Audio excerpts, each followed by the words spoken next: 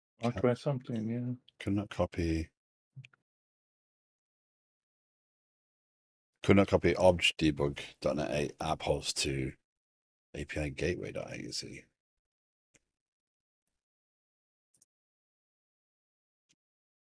Oh, it's like it can't just copy. It can't copy from obj to bin. You have it running somewhere? I don't think so. Hmm. That would be the most logical problem, wouldn't it? I guess I can hop into voice chat. Yeah, you can if you want, Dota. Just jump in the waiting room and I'll drag you in. Let me know you're in chat in there. No.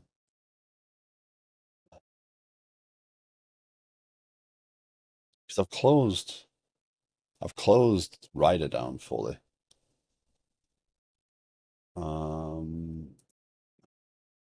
Probably easier just to.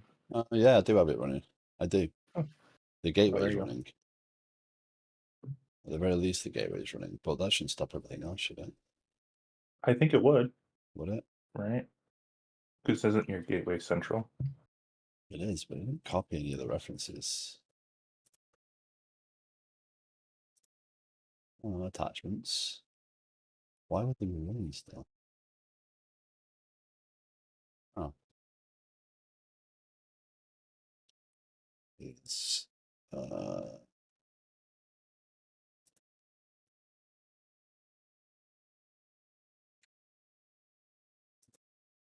yeah, several more running. Hey, Pokemon, how you doing? I'm pronouncing it Pookie, assuming. Netstat Anna. Yeah, it's the services look like they're running Delta, so Home was correct. I thought I'd checked this already, but obviously not. Like the entire app's running.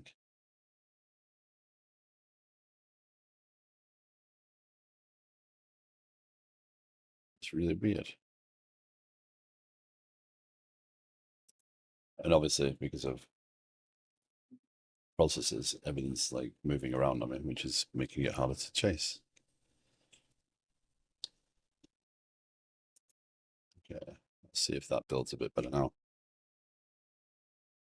Okay.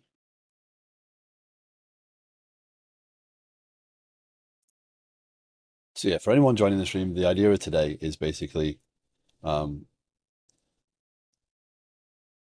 discuss software architecture, stuff like that. We can focus on my stuff. We can focus on general concepts. We're going to start with some event sourcing discussion in a minute. We'll try and get through things in the order they're presented rather than try and let them go over. And that looks like that's working now, isn't it? Awesome. Get this running so I can show it. Hi, Keyboard Cowboy. And Cisco username. Thank you very, very much for the follow. Okay, so let's bring Delta in. Oh, this Discord quest thing is annoying. I don't want to accept a quest. I don't care. Okay. There you go. Hi, Delta. Hello. I know did a to-do app with event sourcing. I don't know if that would be of interest. If you've got a link to it, you can drop it in. Yeah. Try to find it. It was a while ago. Hopefully I started the repo or something. I started a new project, super newbie website, and was partway through it and realized I'd mucked it up, and now I'm starting over from scratch. It's a good way of making sure you get some of the concepts down. Starting from scratch, like the game app stuff I do. I just keep starting new apps every time. Okay, so that's running. At least if I can run the app, I can point to something.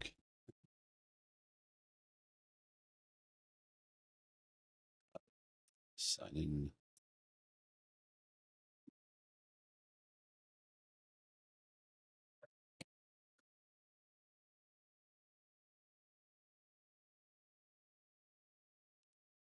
Starting Django, and now realizing I need to decouple the UI, so maybe do a different front end.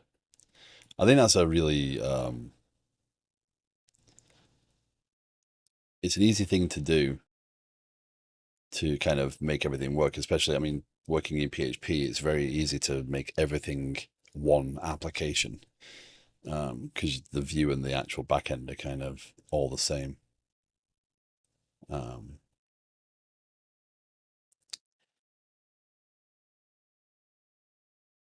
I think it's much harder to separate when in some frameworks. Building APIs and stuff in .NET, it's very easy to split them up. That being said, Blazor exists, right?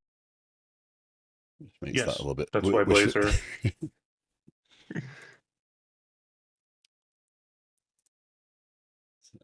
Okay, so event sourcing.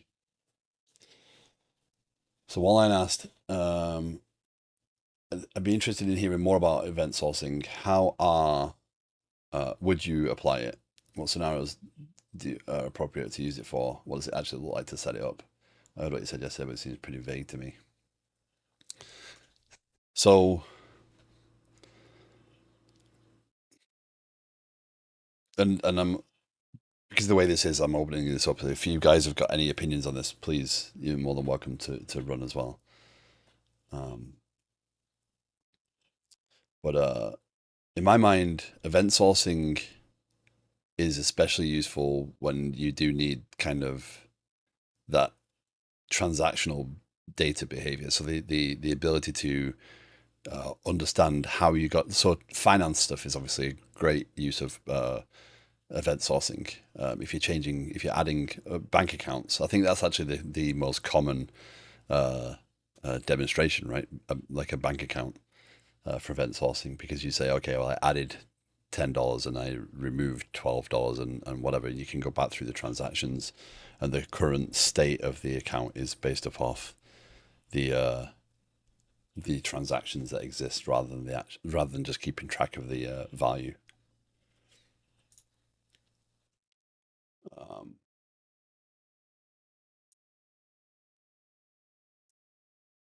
Morning, Mojo. How are you doing?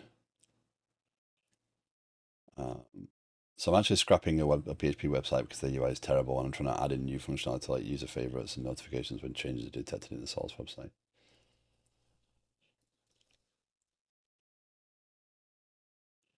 Nice. Notifications. That's something I've been focusing on the last couple of days, trying to get to that with changes. As for event sourcing, how would you set it up?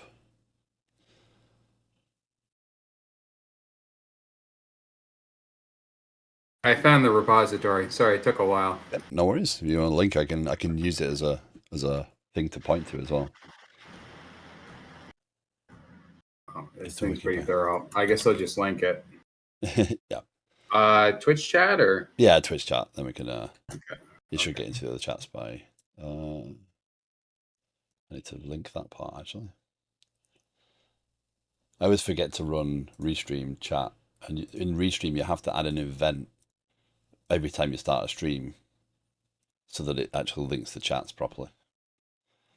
I always forget to do that part. There you go. There you go. Event source tic tac toe.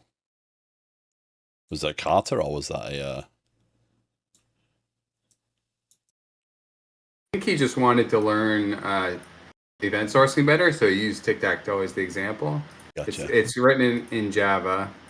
Okay. I haven't gone through it at all. I would bet he really closely follows domain driven design and stuff principles, just knowing Swiggy. So Gotcha. yeah. I'm not even going to start with the tests.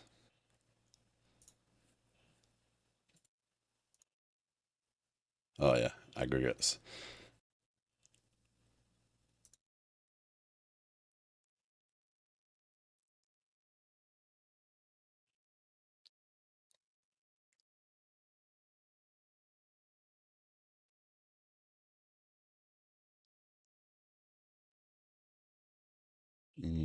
Okay. So this is similar to what I was kind of starting to write out yesterday in terms of ultimately you end up with a base object that has the concept of an event. You can apply the event, and that way and then you can emit the event. So you can both apply the event when you're changing the data in real time, and then when you're loading the object back up, you can actually add the events back in.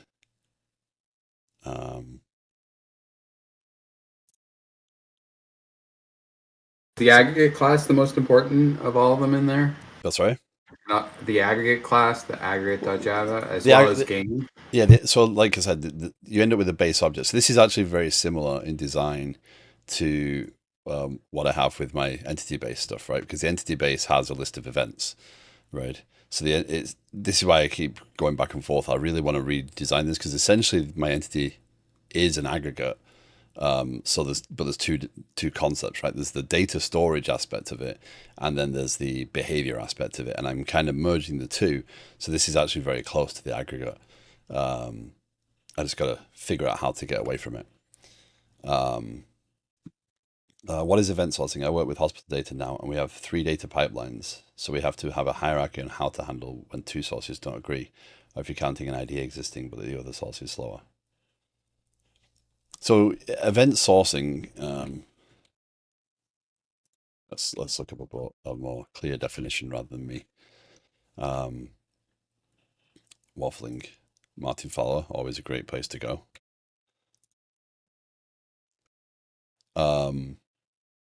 It's kind of the idea being that the current state of I fell out of Discord.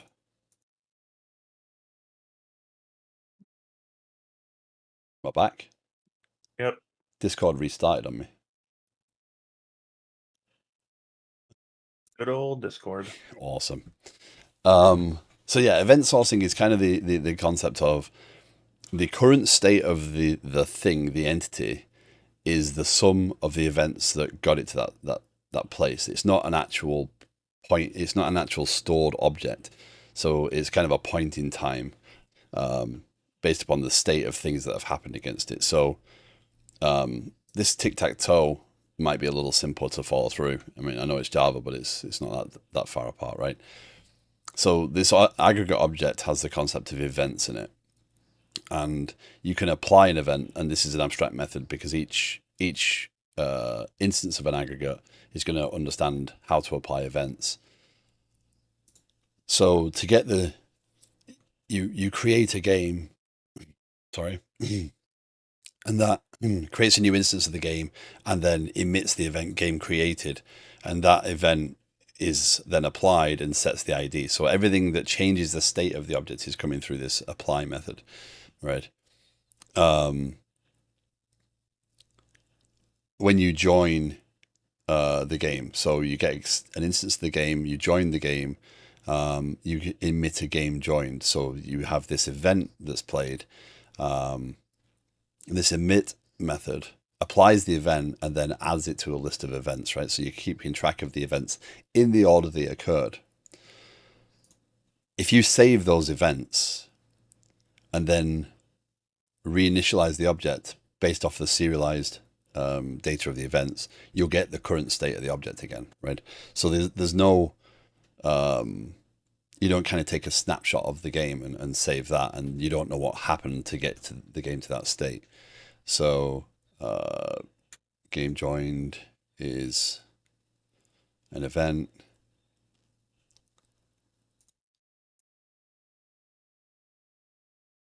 Okay, that's going to be annoying if Discord keeps dropping me out every time I move away. You guys there again? Yes.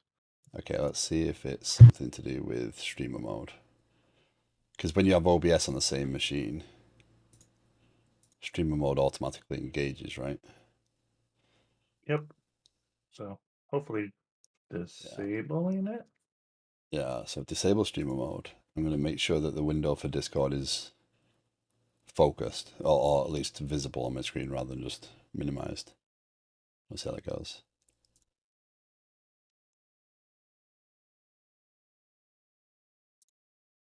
Okay.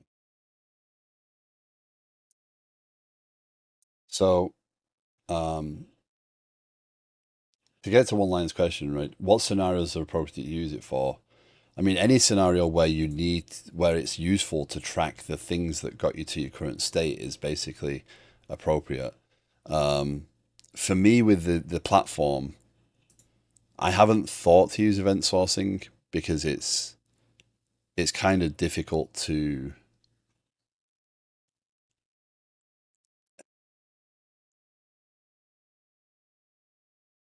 It's not difficult to implement necessarily, but it's really difficult to kind of um,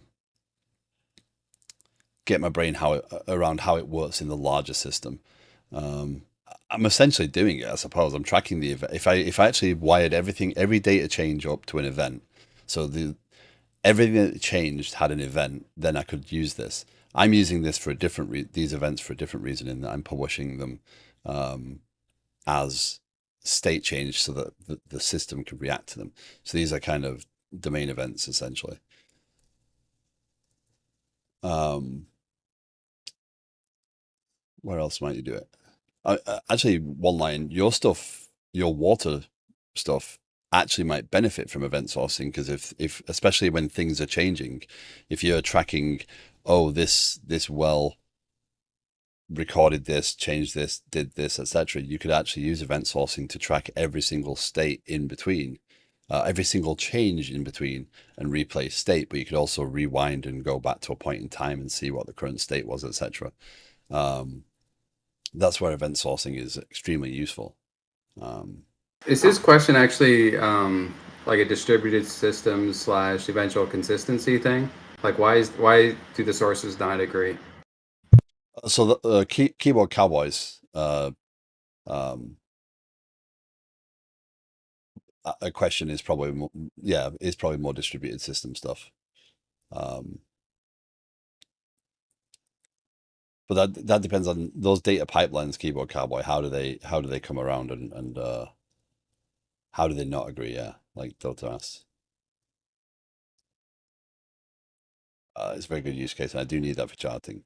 Yeah, so basically, when it comes to event sourcing, and I'll let Keyboard Cowboys answer play out there. Event Store DB is a little bit harder to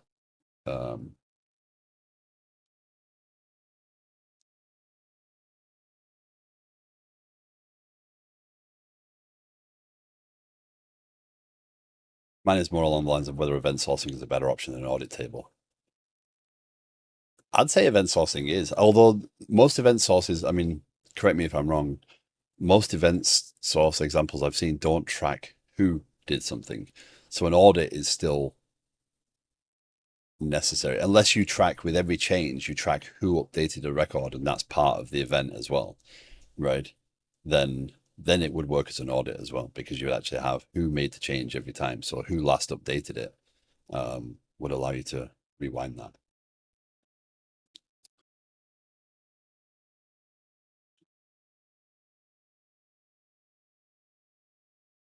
Okay, Discord looks like it's been a bit more stable. We'll see. For me, our CSV files per current state. We get two transactions, an update and a cancel, but the timestamps may be the same down to the second, so we have to know which one is true. And then we compare that to the CSV timestamp.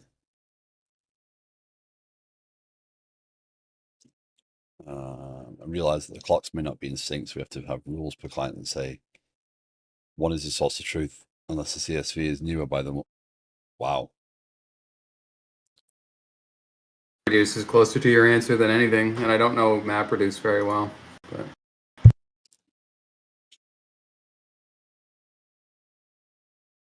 And then pull the API. We have to cache those transactions and keep trying them for the next 10 minutes to see if we get the IDs we need from either two sources. That sounds very error prone. So in that event, in that case, Keyboard Cowboy, if you were actually playing the events on top of each other, you'd still have an issue because you have a collision. Like if you knew what all the transactions that got you to the current state, then that would assist, because you have everything that happened in the order they happened in. And that's key. With event sourcing, you can't have an out of sequence event. You can, and it is okay to take a snapshot as well. Oh wow. That sounds like the sort of process that ends up in people spending long hours fixing data when it doesn't go right.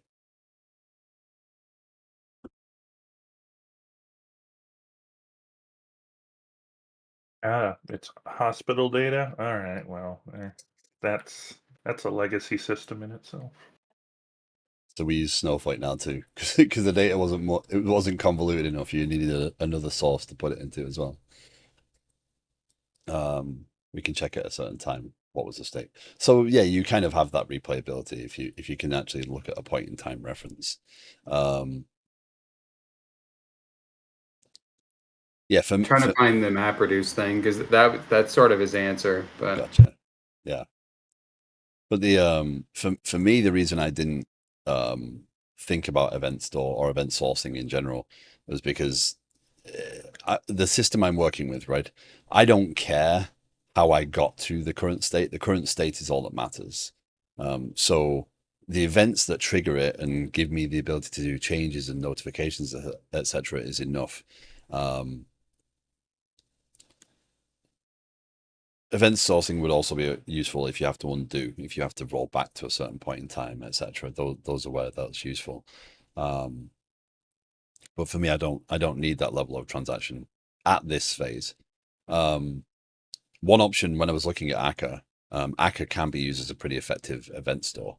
So I could actually store the state or store the changes as actual events and then replay them. So I could actually go back and see what changes happened in what order later on if I wanted to. So event store or event sourcing might be useful at this phase, the changes part. If you don't need an audit trail to prove how you got there, I wouldn't worry about event sourcing, in my opinion. Yeah, it's overhead. You can create an event store, by the way, without using an actual proprietary product, because all you do, actually my databases probably demonstrate this pretty well as well. I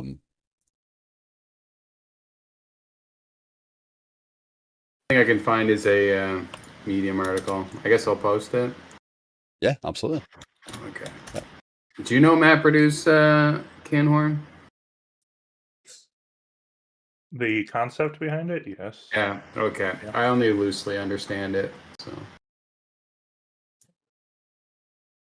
there's like an image that would be how we'd explain it in the middle there.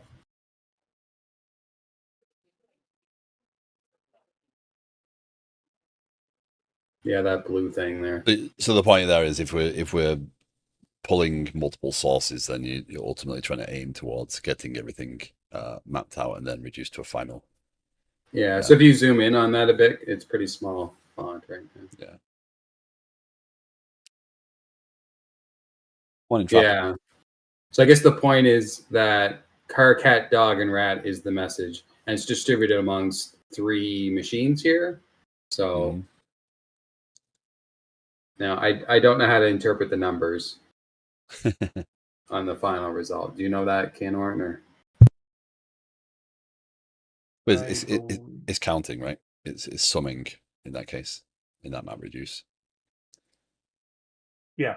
Yep. So it splits it and tells you the mapping part is how many are on each of those machines. I don't know why it shuffles. Or is the shuffling? Oh, the shuffling is just like ordering it. Yeah, it's categorization essentially there, and then it's summing in the reduce. So you're taking sources and reducing down to a final source. This is one of the thoughts I had for using for the event stream with Akka is basically take the multiple events and reduce them down to the most. Ultimately, I'd want to reduce them down to the most recent event. So I want to say, okay, if there's 10 events, I only care about the last one. But actually, as I've found out, I don't even need to do that. So, but that's what the Akka stream stuff was. So is what this means, there's 3 machines, right? So car is up to date on all 3 machines, but cat, dog, and rat all are only on 2 machines, right? The 3rd machine has not been updated. Well, I mean, overall, this is just representing a data stream, not an actual machine specifically. Um, you the map reduce would work if you've got the single data stream of many events, and you have to kind of reduce that or modify that from each machine. I mean, these data ultimately this would be where you have multiple inputs, right? You're just trying to reduce down, so you forming one stream of multiple inputs. Unless I'm Yeah. misunderstanding. Yeah, it's like a well, you can think of like the input as like the database, and each one Yeah. of those are a row in it, and then you're counting stuff in that row. And you Yeah. can do that on multiple machines, or you can do it on multiple threads in the same machine, which Yeah. is what the splitting does. You And send so parts. you can, yeah, and so Right. then you just split everything up. So this is not event servicing related, but for like large data related. Yeah. Problem is that the data won't match, right? So that's why I went to MapReduce for that. Mhm. I thought this solves that problem, or am I wrong? Well, the problem that what Keyboard Cowboy has is The the data in each row relies on data from other rows. yeah. So his reduce algorithm at the end also has to have like another set of data Yeah. to know that car 3 has to take into account stuff. Or I Yeah. guess well now you're reducing it, so you're reducing all the cars down into it. So you would go through and have a timestamp on it, and your reduce algorithm would take into account like the source, the timestamp, and then which one takes priority to be the real value. Trap kind of explained it there, where he's like, if you were trying to count 1,000,000 words, this is how you divvy out the work to 10 machines. So, Yep. Yeah. Yep. Yeah. Yeah.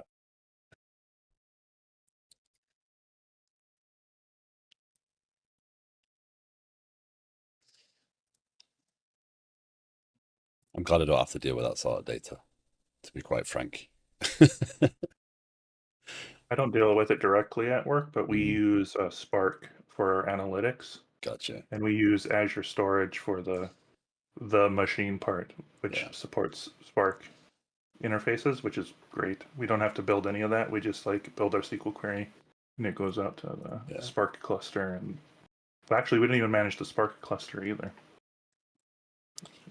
Actually, that being said, I'm saying I'm glad I don't have to deal with that. At some point, I'm going to have to deal with analytics and metrics on this platform stuff, right? So I'm going to have events from every single component that I have to figure out how to read at some point. So at some point, I will have to deal with a lot of data as things are produced, and I have to trace through and understand.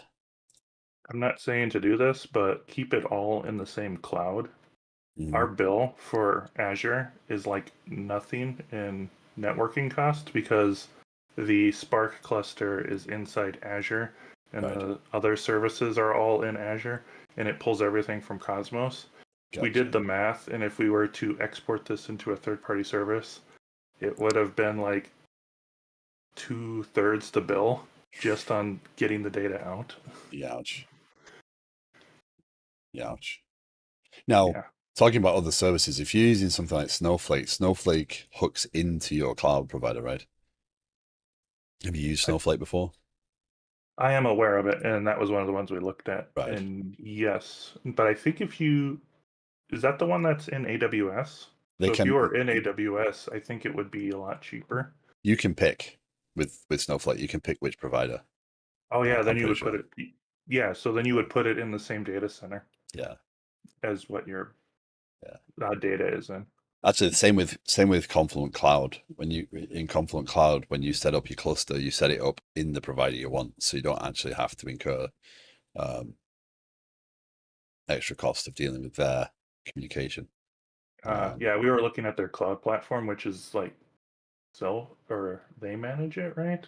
But do they also manage everything about? I don't know. I can't remember. It was a few years ago that I looked Yeah. at it.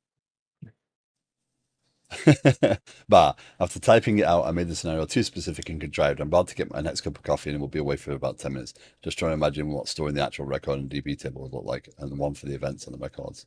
Reports and charts that require me to look at records during a given time range and do various aggregations, mostly summing and averaging of meter readings or chemical amounts. In any case, I'll be back shortly.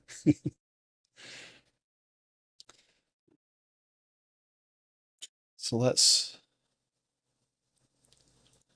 I know what I'm eager to do, but I don't think I want to try doing it, which is start a brand new project and demonstrate that. But I think that might take a little bit more time than I intend.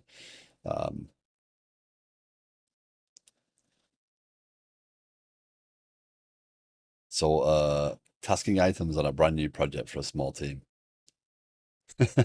Oh yeah, Mojo has this question.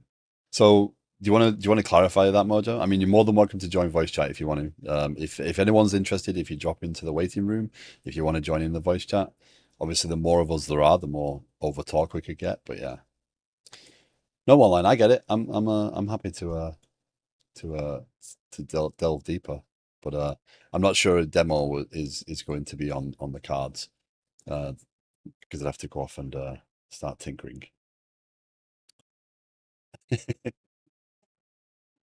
So yeah, so Mojo had asked me the other day, and this is useful with other people, especially. And I did say that hopefully Dota would be around because Dota, you and I have a very different approach, I think, when it comes to tasking work and how we lay it out. So I'm hoping that Mojo can clarify here. I'm not the team lead, so I don't really know how they do it. I just know it gets done. So yeah, but I'm the receiver of it. We've had some quite lengthy discussions around the whole pointing and what we deem pointable work, etc. I think that's kind of, it's insightful to get different people's opinions on that sort of stuff.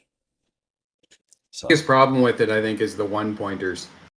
The one pointers compared to a 3-pointer are way easier, or a 5. Yeah. So. Yeah, because what Mojo's doing is Mojo's trying to implement agile practices in a team that doesn't kind of work that way, and trying to figure out how to build a new project based on some better practices so that they can build things out more effectively. So yeah, see. In my mind, the retrospective would be the most important part of that, more than anything else. Well, like I've said, I think that realistically what you do is you make sure that you try and plan as much as you can, figure it out and kind of throw some points out there and do 2 to 3 sprints, but keep that retrospective really honest and make sure that you are sizing the stories. You can adapt the size of the stories, right? There's nothing says you can't say, oh, we pointed that at 3. That should have been a 5. Okay, that's too big, or that's perfect. That's the right story size, etc. Let's carry on with that as our reference, etc. But I think you've got to find that level. You don't just start perfect. You have to be able to review and refine those parameters to understand how your team works. The tasks themselves, we were basically already doing event storming, the process type. Yeah. To figure out those stories, and I wasn't surprised because I would get a screen and I would never have to update the screen. Like I'd never be like, oh, you missed a column, or oh, why isn't this button? Like that never happened, right? So I'm like, they're doing something to make sure that this thing's fully flushed out before I get it. And it's not even like, it's not about like having really strong wording around requirements. I've seen requirements that were like an entire page and were not as effective as a single sentence. So it's about understanding the work, really. Yeah. So Mojo says, I'm still waking up and getting ready for the day, but mostly, how do you decide the granularity of epics versus tasks? It seems easy to set up tasks when new features are added into existing projects. When nothing is built, new project, how do you even decide the tasking? Trap says, tasking items with a new project for small teams can be tough. Often I prefer to have more senior devs start the project than split work based on larger deficiencies in the code. Epics should be left for things that are much larger than tasks. So I don't use the word task unless I mean like a single piece of effort within a story. So using the word task to me is a little alien. Um, yeah, I mean epics by their name are kind of long running items that consist of many components. Um,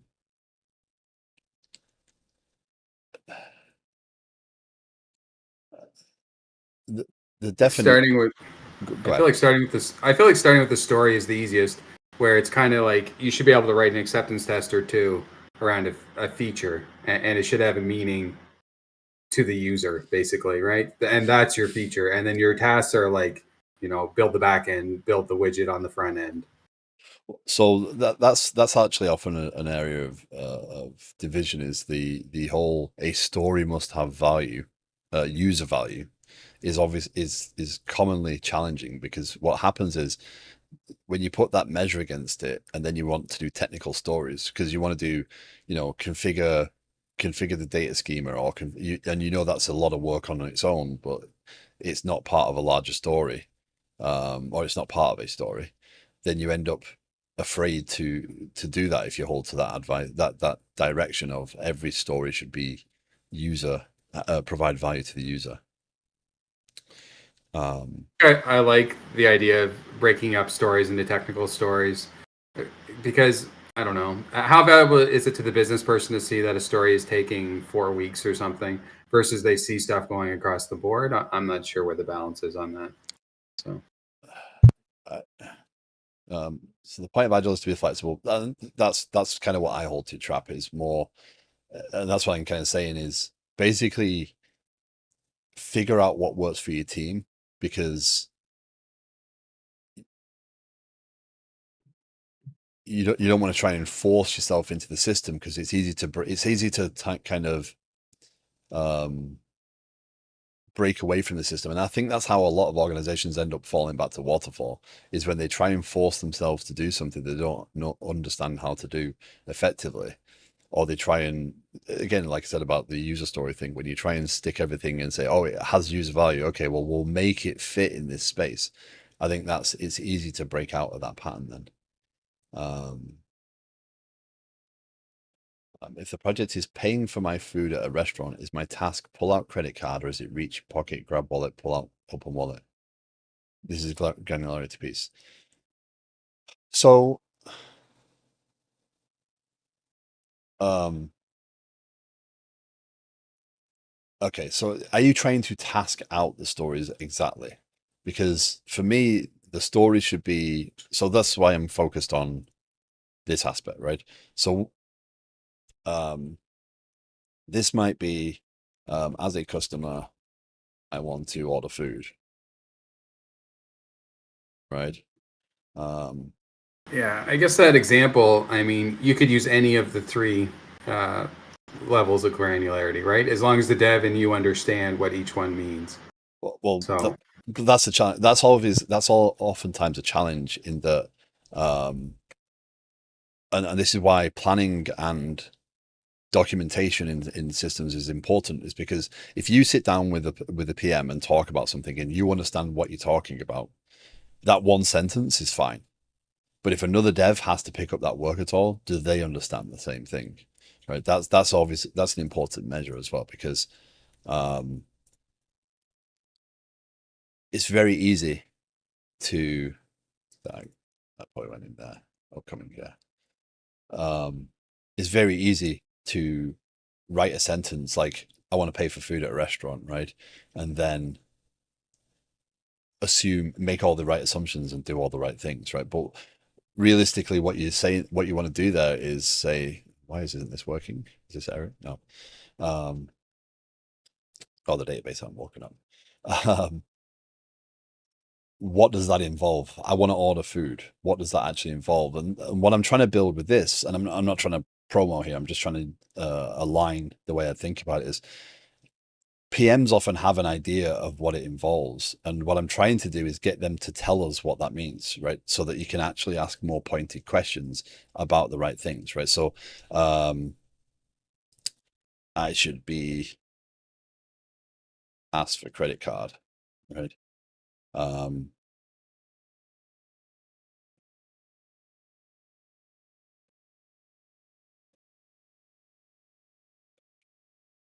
The really good stories I've seen have been stuff like I want to push a button and a CSV file is printed.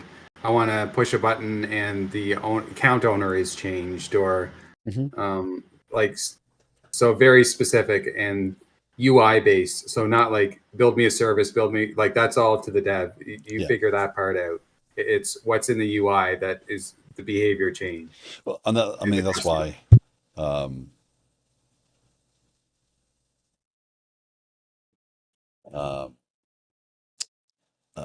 task would be atomic functional unit of work, just like you would check in an atomic unit of work. If we remove the item type for a second, epics versus stories, how should a backlog get populated? With size, with honestly, with pieces of work that you feel are comfortable to be taken in one session, essentially, whether it be a couple of days or whatever, you can take it off and work on that thing and deliver that thing, and it adds to the system. It might not add value to the system. That's another measure that I don't like holding to, is does it add value to the system? Well, every single piece of work you do should add value to the system, right? It should move the system forward, right? Yeah, and you would still need to go through your customers or through a product if you're the lead to figure out what you need to build in the first place. Yeah. So when I came into my current company and we were figuring out what to do, we did domain modeling. So we brought in our CS team, which works with our customers directly, and our product, and myself and our CTO, and we modeled out like the big functional areas. And so then you find out what does the CS need to give to our clients, and then that's what you take and say, I have this giant epic, which we have a feature above an epic, which is what the CS sees. So they see the CS sees this ticket in Jira, and then under that ticket is like 16 epics, and then under those epics we have stories. Right. And so they figured out what the giant epic was, and then our product manager went through and figured out what we need to do to build that. And that's usually with myself and our CTO going through, like, we need to build out a reporting platform. What do we need to do? Right. Well, we need to do research into like other things. And so that's what you kind of do, is like you give that to like your very senior engineer to say, if I wanted a reporting platform and we don't have one today, what do I need to do? And so it's the research you need to do to figure out that work. And then they can help figure out the sizing of that and the timeline for it. So you don't just go into a restaurant and say, I'm now going to build you a credit platform to help your clients or your customers open credit cards, and you're a coffee shop. So you need to figure out what your clients need. Unless that's what you want to do. You want to turn your coffee shop into a bank. Then how would you do that? Yeah, and that's a good point. The structuring there is to be able to ask the right questions as well. When you're getting those people together, it's giving you the ability to talk and get rid of assumptions is a really important piece that is worth repeating a lot, because in your restaurant example, we still have to build the restaurant the customer, right? So if as a developer you came around and saw this, you should ask some questions, right? Do we have a restaurant? Do we have any of that, right? It's great being asked to say I want to order food, but do we have a kitchen? Do we have any of that? So you've got to kind of understand, and that's why I'm making this planning a separate piece than stories, is because I want to try and get to those sorts of questions. So in your scenario, Mr. Ranhorn, the product might sit down and actually add these planning items as actual larger scale. These might even be bigger than epics, essentially, because you could actually plan them out as a concept if you wanted to.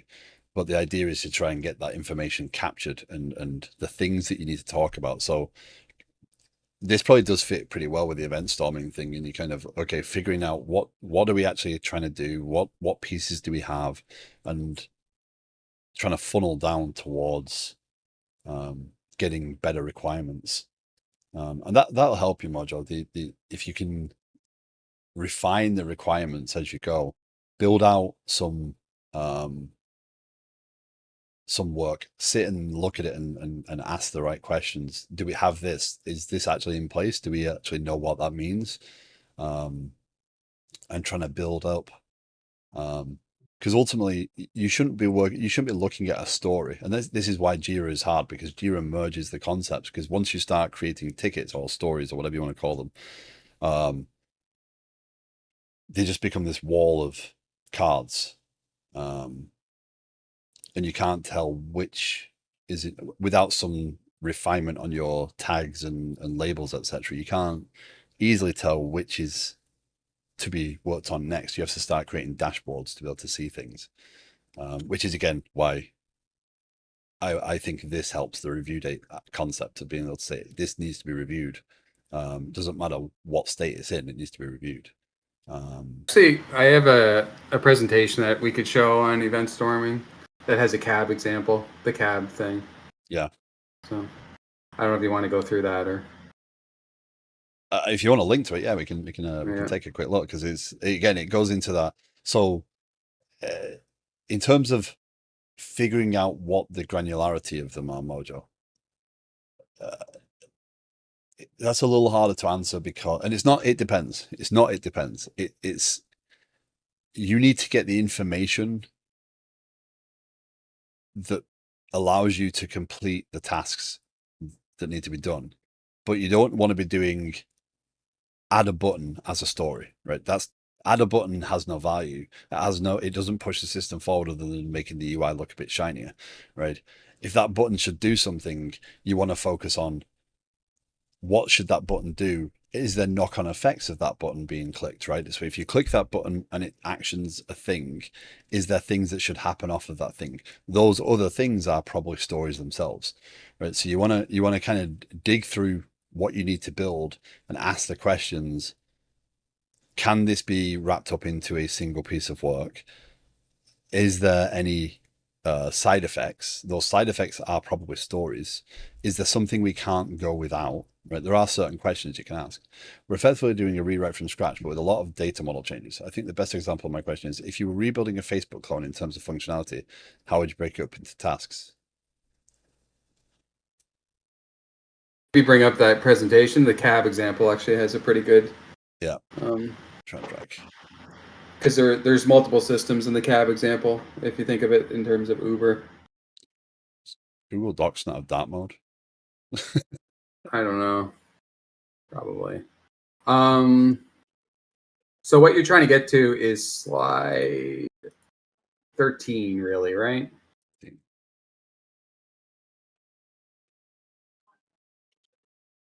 Right. You want something like this, where you're building a dispatcher, and these are the 7 commands you need to build that dispatcher. And when you go through the big picture event storming, you'll see you need different software systems. Like you need probably a mobile app for the cab driver, for the customer, for the passenger group. You'll need the dispatcher. I'd have to honestly look at it to see all the different people, and you kind of get that out of the actors. You would have an accountant who needs to figure out all the fares that were charged out. Yeah, but this is just the dispatcher. So yeah. So this event storming module, by the way, is basically it's actually kind of what Mr. Anhorn said about the getting the groups together and talking about things. That's one form of this, where you're basically talking through, okay, what do we need to build? How do we build it? And you kind of start at basically throwing out ideas of what you need. And then from each thing, you kind of ask another question. Like again, if you start, I want to build Facebook. Okay. So, hold on. I feel like this is overthinking. You just need to break down the problem, figure out every feature, figure out the requirements for those features, and just splitting it up till you have discrete atomic tasks. This particular, I mean, event storming is useful for that though. And again, that's how Dota's managed to do some stuff already. But it amounts to the same thing, right? I said Have it, there's like multiple systems. There's like driver management, customer, or the mobile apps, the dispatcher. but it identifies them and allows you to um, To pick decide one, on what yeah. you need to do, what you actually need to do, right? Because a lot of times we're building systems, and you have to decide again, is that a dream feature? Is that a necessary feature? Um, Cab example, I decided that the dispatcher was the most important piece of software, but it could have just have easily been the customer app or the cab, the way the cab gets paid. So yeah, you don't create all tasks day one. Part of your task should be figuring out tasks, figuring out designing component. Right, agree. Yeah, you're not going to build Facebook in a day, right? Um, but having an idea of what the overall system is aimed at doing and the components within it is a useful step. You're not gonna again, even from an event storming thing, again, there's different types of event storming, right? But you're not trying to get the granularity down to the work you need to do. You're trying to get down to the generalities, I suppose. And then you can dig into those pieces. And that's what grooming and sprint planning is for, right? So you kind of get an idea of the bigger pieces, understand what they need, understand the order they need to be done in as well, because you need to prioritize.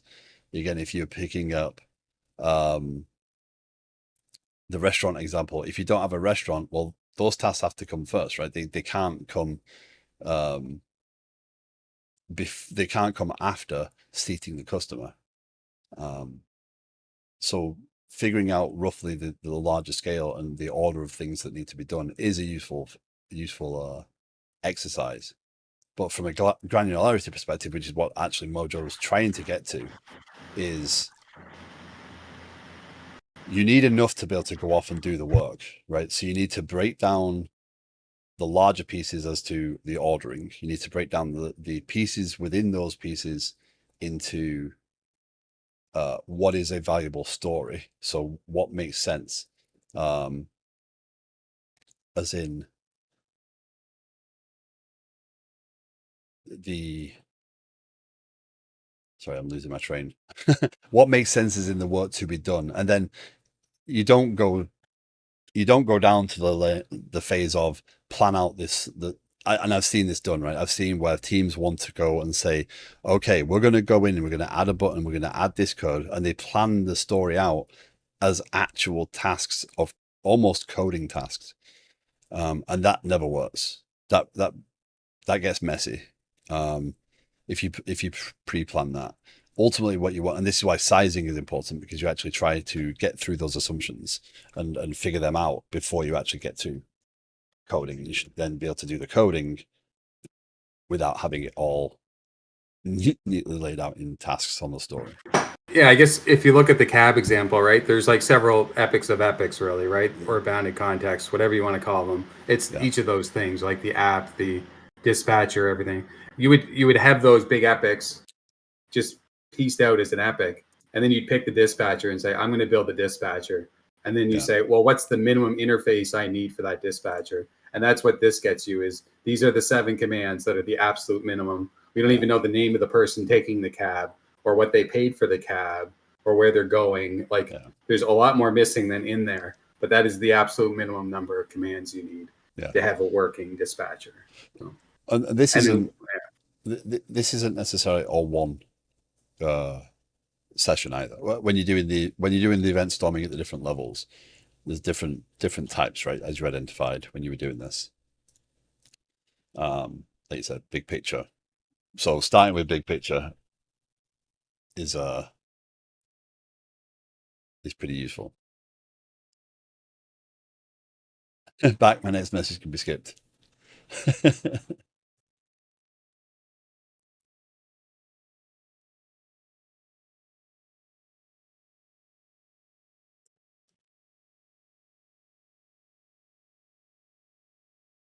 Okay.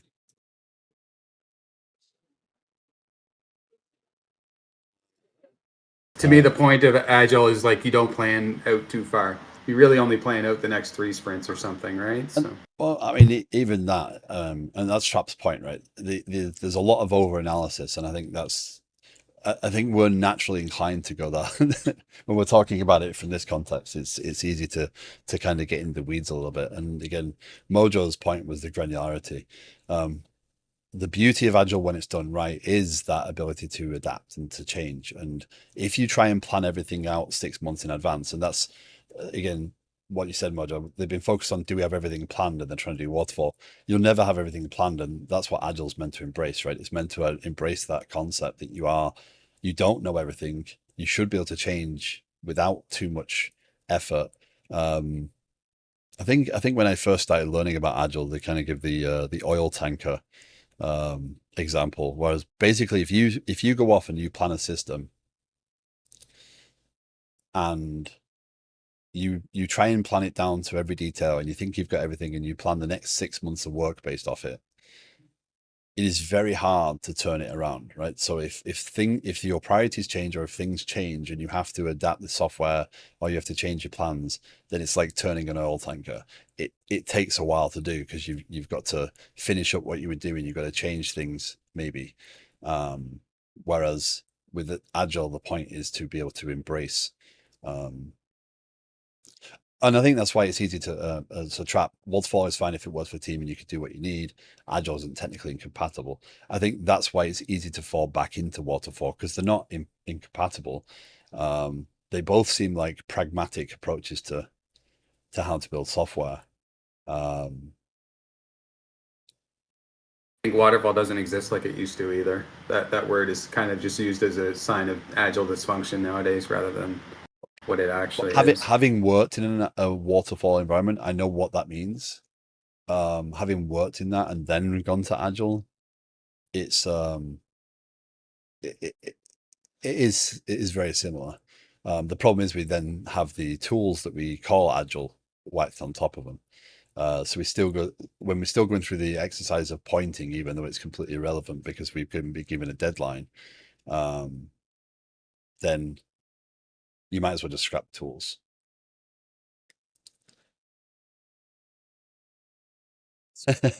Waterfall hasn't been working. We originally started planning this project in November with a launch date of June 1st. We started writing code in June. So Stand corrected then. it's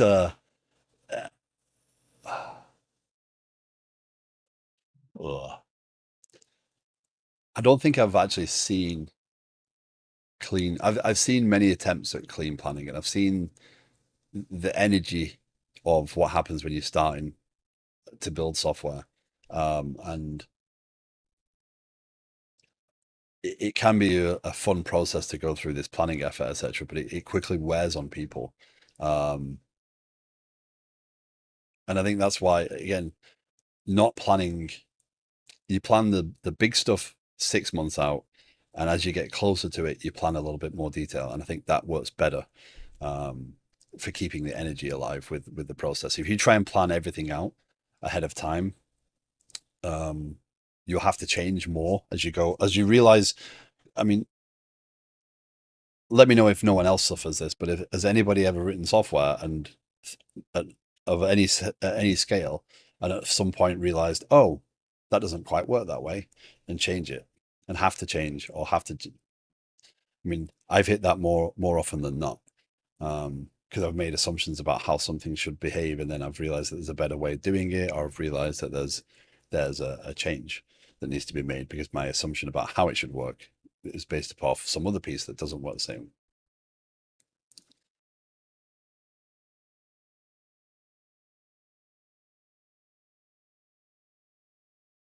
And you small team, no real manager. I beg for a manager, but I get told managers don't code and respond, but they might get results.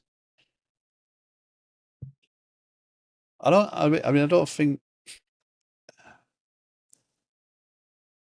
Morning, I overslept. How's it going this morning? Very well, Coding Grassman. How you doing? My team has a team lead now. We used to have a manager, and they were pretty externally focused. Like So the accomplishments of the team, like they were kind of just communicating that to outside parties, basically, and timelines and stuff like that. They weren't too focused on the code itself or what product was being built. So when I 2 jobs ago, I worked as part of a group, and we had a VP attached to us as a manager, and we were able to develop a lot of stuff. He was very energizing, and then one day he's like, "Nah, I'm gone. I'm not doing this anymore." And they chose not to replace him, and they didn't put a direct manager in charge of us as a team. But the team was that focused on creating the software, and overall it was a pretty young team, but the team was focused on the software. So basically, me and another guy took the lead. No title, no authority, but we kind of just took the lead. The others deferred to us because we had a bit of experience in different ways, and we had different things to bring to the software. So we were able to effectively guide the team, run the stand-ups, do all those sorts of things, and it worked. And we were effective, and we built software, and we got it deployed, and all those things. So yeah, like Trap says, it doesn't necessarily need a lead. You just need a direction, and well, someone needs to lead. I'd say from that perspective, just keeping things on point. Rather, it's not necessarily true leadership, but it is kind of running the process. But the team, if the team's holding themselves accountable and being able to work together, and from the sounds of it, Mojo, you have a slightly dysfunctional group, though. I've essentially been tasked with being the PM. Well, the challenge with that is being a PM as a developer, and I'm happy to be corrected on that.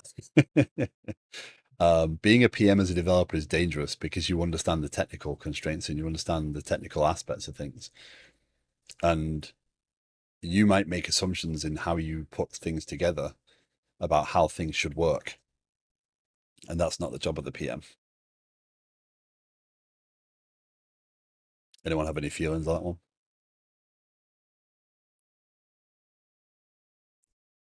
I wasn't listening. Thanks. Sorry. Yeah, it might be more of a canon question. Just 8 years of my career, I was solo, basically, right, or 7. So I'm not. I have less experience than both of you on this by a lot.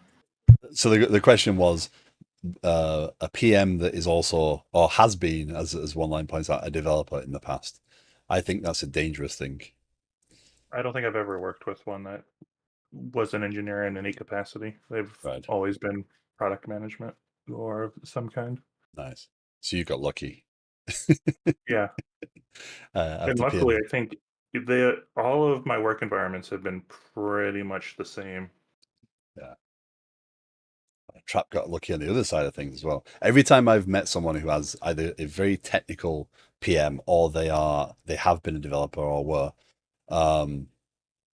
they tend to put stories together that are a little too technical.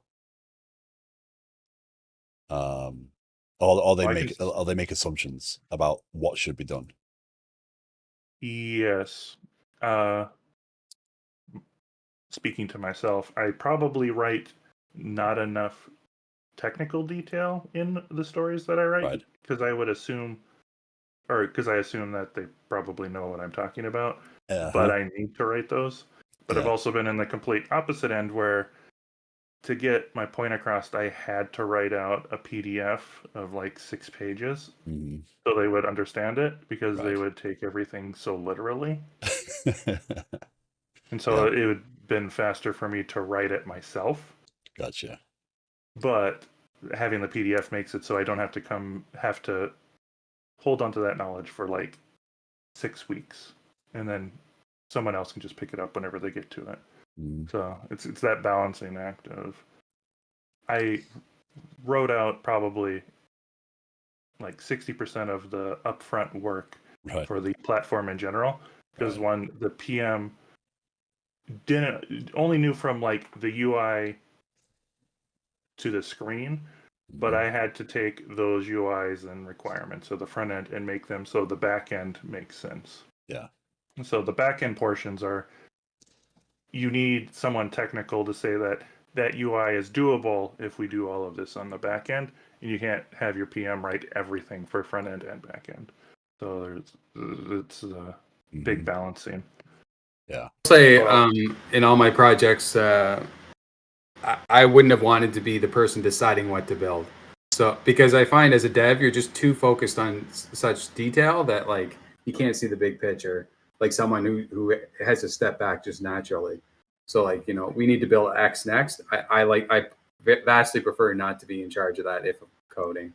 So We have a super algorithm we use based on our CS board. So the CS goes through and recommends stuff that they need for their clients, and then they internal to their team go through and say these 6 clients need this, and it would affect 50 of our 100 clients altogether, and so that would boost the score a little bit. And then I would go in with our PM, and she gets all the requirements that are needed for it, and then we would rate the effort to do that, and then like the impact, and then we get this impact score. And so if it's like over 50 on the impact score out of 100, then we'll look at pulling that into our sprint, but then we can use that as like, here's your roadmap. And we found that our algorithm that we used in it is actually almost spot on like what we need to work on our roadmap coincides with the stuff that we've already had planned for our roadmap. And so I don't know, it's kind of crazy when that actually works and what you see, how all sides of the spectrum all flow together. Yeah. But that, I mean, that just says to me that you've got a very functional process so far. Oftentimes that's broken down for me, and I've been on the here's some requirements based upon what, on a whim, um, or someone's gut feeling, which is never right. Yeah. And it's taken us 2 years to get to that point. We've probably only started using that in the last like 8 months. Mhm. But the upfront cost of building the new platform based on the old wasn't as much as building it from scratch, which was great. Right. Coming into a company that was already like 4 years in, they already had a established product, they had a decent user base, and then I come in and it's like, here's our whole product. It is a mess. We have to update the system here, wait 30 minutes, and then it gets into our front end, and then that front end finds out it was wrong, and then we have to do that loop again. And so my process was like, well, let's not save everything into Salesforce and use that as our database. Yeah, that's a good step. Let's just say that our Azure bill is 3% of our Salesforce bill. Oh. Yes. And that is with heavily discounted Salesforce. So we should be off it if everything goes well by 2026. We should be completely off of Salesforce except for our enterprise clients. And then our enterprise clients are like 20% of what our Salesforce is. Wow. And that's just like 5 of our high enterprise. But figuring out what to do that's where we had our domain modeling, where we said, what domains do we focus on? And then what domains do we want to build in the new platform? And that's where we started. Is like, well, we want something new that's easier to configure and better than before, but we don't want to like everything already like base. So like our core platform is gathering applicants for scholarships. Right. But that's already good and it's working as well. But what can we add value now? And what we decided to do was do our review platform. Because right now when we first did it, the review platform was like, you could do one round and then you set that up and it goes through. And then CS was like, well, we have clients that have 6 rounds. And so what we have to do is we have to destroy all their data and re-upload a new round, taking or exporting it first and then doing a bunch of configuration. And so it would take them like 6 weeks to do like round 2 and then another 6 weeks to do round 3. And we cut that down to like, now you can set up all your rounds at once in a new platform and it integrates with the existing. And so breaking that up was more like, here's all the domains we have, and then how can we segregate that off? And that's Also, if you ever want to go into microservices, we did it using microservices. Yeah. Nice. But having a good team, and we started from scratch on our team. So we had our contractors that were in India, and they handled just the classic platform. Right. And they don't touch any of our new platform. And Right. then our new platform is a completely new team, which we started up from scratch. Gotcha. And so I came in right at the beginning, planned all that out, and then hired a bunch of Central America contractors, and that helped build out the base platform. Gotcha. And then everything just hit the fan after inflation and all that. And so then we had to let all of them go. And now we're down to just our local team, which is one QA SDET. So they don't manual test unless they're making a automation test out of it. And so all he does is he goes through and like validates everything works front end wise, and then builds an automation test around that. So our automation suite is probably like 80% of code coverage, which is crazy to think about. And then our back end is 100% like unit test coverage. Right. But that's our SDET. And then we have one front end, one back end, and then we have a lead, and then a product manager. And that is our team. And that seems to be like the sweet spot. We're rolling on new users, or not new users, new devs. So, but we found that our biggest bottleneck is UX. If our front end has to do the UX, the iteration of design, and then turning that into something the product manager is, that's a huge hit. So, like, one thing is like, if you can find someone that does good UX for you and provide you mock-ups in Figma or whatever software, you would probably, that's like a big layout, what's the word? A big ask from your front end. So, because our front end has to do everything. Yeah. Trouble you can get in with the front end is if you're iterating on the design in your front end code, that's going to be a mess. You can't really do that. Exactly, and that's the problem. Our front ends.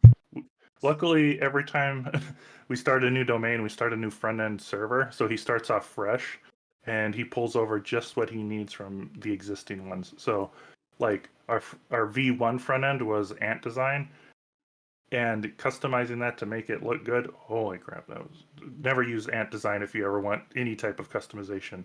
If you're using like any UX framework, the less customization you have to do, the better. Because once you trying to override their styles, it just the whole UX, everything becomes a mess. So we learned that on V1, and then V2 we went with Mantine, and we found that is like the sweet spot. It gives us just enough configuration of UX but it's easy enough to override it. So yeah, I've seen this laws of UX. Yeah. Never mind. I gave that out to our team just the other day. UI UX is always a challenge. We had a good guy at the place I was talking about before. Amazing guy. Who's actually looking for a job if you need anyone. But he was very good at providing the mock-ups and then working with us to go through the design. But he spent a lot of time with the PM as well, making sure it aligned to what they were actually trying to do and validate those before they even got in front of us.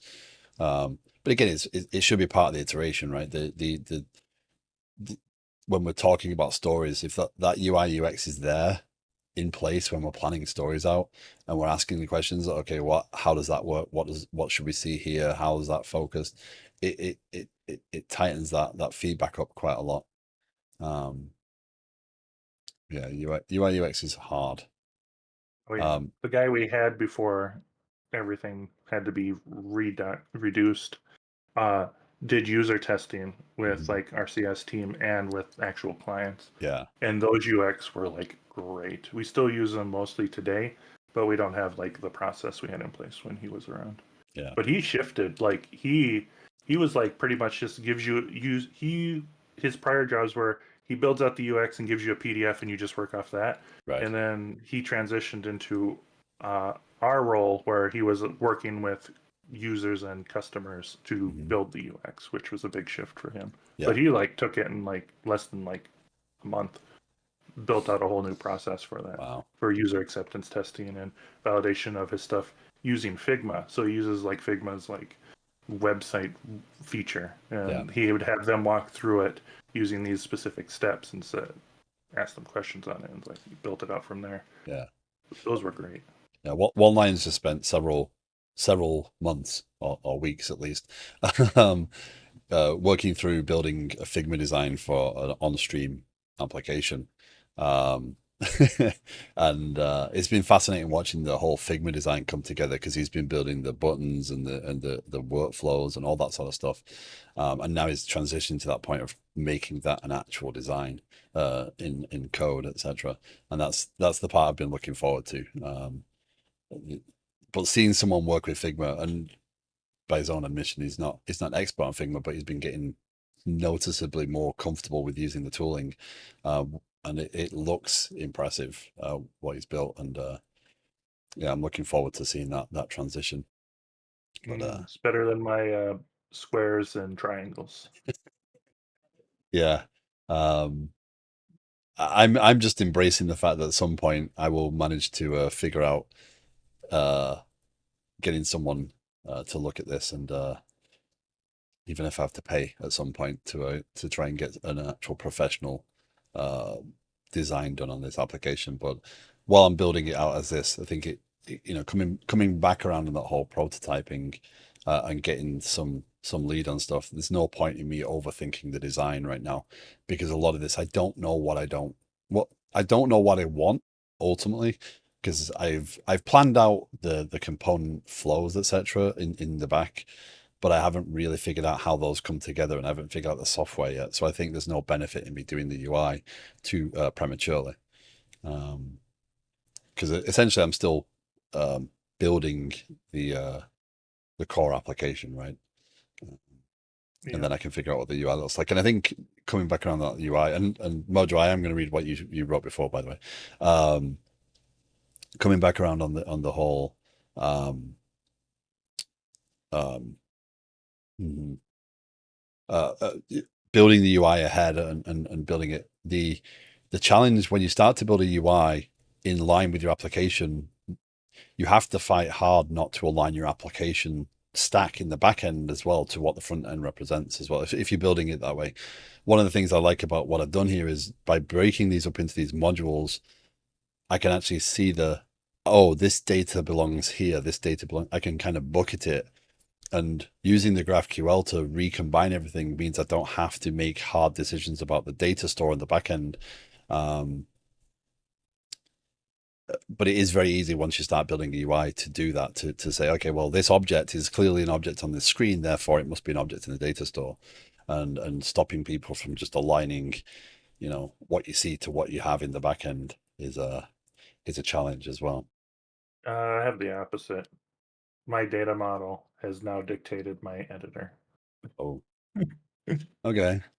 Yeah. I'm of the mind of starting with the UI always, basically, and my the big reason for it, I guess, is that if you have to iterate on that UI and you already have the back end built out, you have a mess. The important thing is to know what you're building, I guess, really. So, because any amount of iteration in code where it's like, oh, I'm not sure if I should have built that, or I missed a column or something, is a huge problem. Well, that is why I'm liking the idea of using GraphQL, because as long as I provide the objects, my UI I can actually build the view completely separate to what I store. So as long as I can store the core objects, right? I know I need a planning item. I know that a requirement gets attached to a planning item. I know an attachment gets attached to a planning item. I know I associate projects. This I can play with in the UI later in all its forms, right? But with GraphQL, I can query what I want later as well. I don't actually have I don't have to fit to a set of APIs as to how I'm getting the data back on the screen. And I think that gives me a lot more freedom.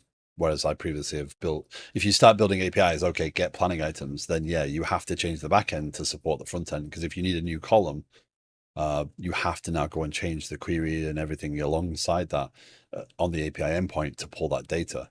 Whereas with GraphQL, I'm asking for planning items, and as long as that data's available in the view, I have it. I can add it into the UI later on. I don't have to have it um, ahead of time. So I think that does give me a little bit more flexibility there. I think Yeah. if you've split up the data into aggregates, then GraphQL would be especially useful because you could say, give me just this data of the aggregate, or give me the details of the aggregate as needed, basically. Yeah. I think the big problem with that approach, though, is that if you need to do cross entity searching, so we have a problem where unless everything is in the same database, which it's not if you're going full microservice, you can't do something that binds or joins on something else without either an upfront cost to getting all that data first and then doing your filter, or creating another service which will then combine those services, and then you have a delay in your query functionality while it self-rectifies behind the scenes. So if everything's in the same database and it's really just a cross table search, then it's easy to build that aggregate to do that. Yeah. But if you're using something where it sticks everything in its own database and only the API can be used to access it, GraphQL doesn't help you unless you're looking to add overhead to that API. Yeah, and that's kind of why I built it the way I did, right? I decided that I would consume the Kafka events out into a single database and use GraphQL against that, because it just captures the data I want. There is a little bit of to Trap's point, the flexibility of GraphQL comes with a cost, and you'll need to change the backend if you fundamentally miss things, right? So it's not a perfect system, agreed. If I have a column that I want to add to this table and I don't have it in the data, then I still have to change the backend, right? So there is that Yagnik principle as well, where I'm publishing data, and I've got some of it in the eventing part of this as well. I create events that I don't necessarily need. If I publish the data, I'm assuming how it's going to be used, and therefore I might combine that data into a view that it's not needed. Those cross when you're using the view database, you can search across the entities, etc. I do intend Elasticsearch to be an actual, or maybe not Elastic, I don't know, but to actually search on entities, I don't want to use that view database, that GraphQL database, to search in general. So that would be another use case later on. But yeah, there's different ways. Coming back, so Mojo did say before, and I'm not sure if you missed a message, Mojo, because you said this will take me a bit to type. Then you said sorry for the words. There was no message in between that, so I don't know if you missed something, but find myself in meetings telling everyone to slow down because our non-technical boss will say, "Can we do X?" and then our devs will implement it exactly how it was asked. That is a big challenge. A lot of devs that I've met have been eager to please. And when someone asks for something that's in any position, they'll just try and do it. That is a very dangerous thing to get into. A good pseudo PM. I do the whole Jurassic Park. Scientists spent all this time figuring out whether they could, but never stopped to consider if they should. Yes. When you're a dev, like if someone asks you to do something and you can just go do it, sort of, right? Like you could say, okay, I'll go do that, but there's going to be an issue 2 weeks or 4 weeks down the road. You really need to say up front, this is the issue with doing it that, like, because to kick the can on that, and if you continually do that, that's a huge problem. Yeah. So the thing he actually provided, and it didn't put it in my Twitch chat, I don't know if it did in anyone else's, was, for instance, our non-technical boss wants a marketplace. He kept telling the senior dev it should do X and Y and Z. This never made sense to me, so I kept asking questions and ended up getting the project stalled because I asked, say I'm the customer, I just spent $50 in the marketplace. Who am I and what am I receiving from my $50? Effectively asking target audience and product value. My boss said, that's a good question. I'll have to get back to you on that. So you're just making up things and hoping they get done and not actually having the use case. sadly, I've witnessed that a lot where we've been asked to do features, and I have pushed back and said, do we actually need this feature? Is there any? And that's again what the planning and the cycles should do, is the devs should be able to push back, and the devs aren't domain experts. So what you're assuming is that when the PM is providing a requirement to you, that you actually have they have some domain expertise and that they understand the market they're trying to provide the product for, that there's been some discussion before it got to you as to the need for this feature or this item. But the devs should be free to push back and say, well, hold on, why do we need this? And actually understand. And it's very valuable, I feel, for a developer to understand the use case and the actual reason for a story's existence, if it's a larger, more product focused story. I care about what I'm developing, and I care about developing something that's meaningful for the customer. So the developer understanding it is important to me.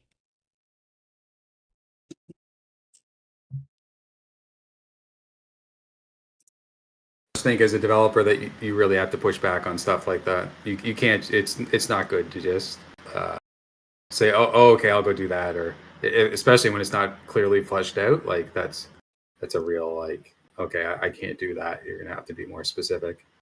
Well, having worked on a bunch of legacy systems at this point and seen what happens when developers just do what they're asked to do, that's where your big balls of mud appear quickly, because people just stuff features in there and they don't consider how. So if they're taking that mentality about what they're doing, they're going to take that same mentality about how they treat the code in general.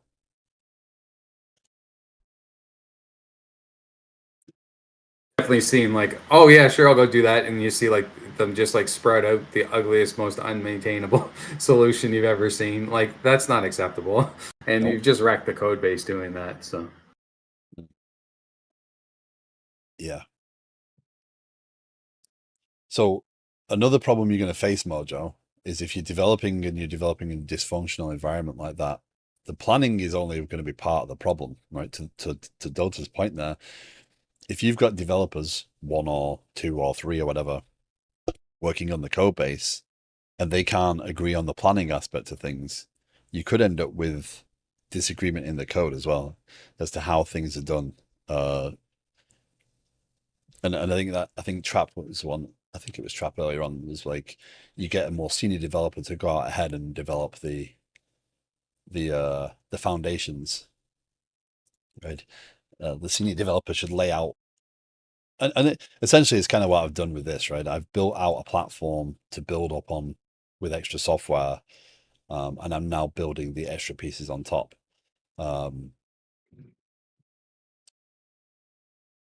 it was Canor, and Canor, would you suggest with the big picture stuff that you don't actually need the whole team to do some of that? Like, because I can't take an entire day of these people's time.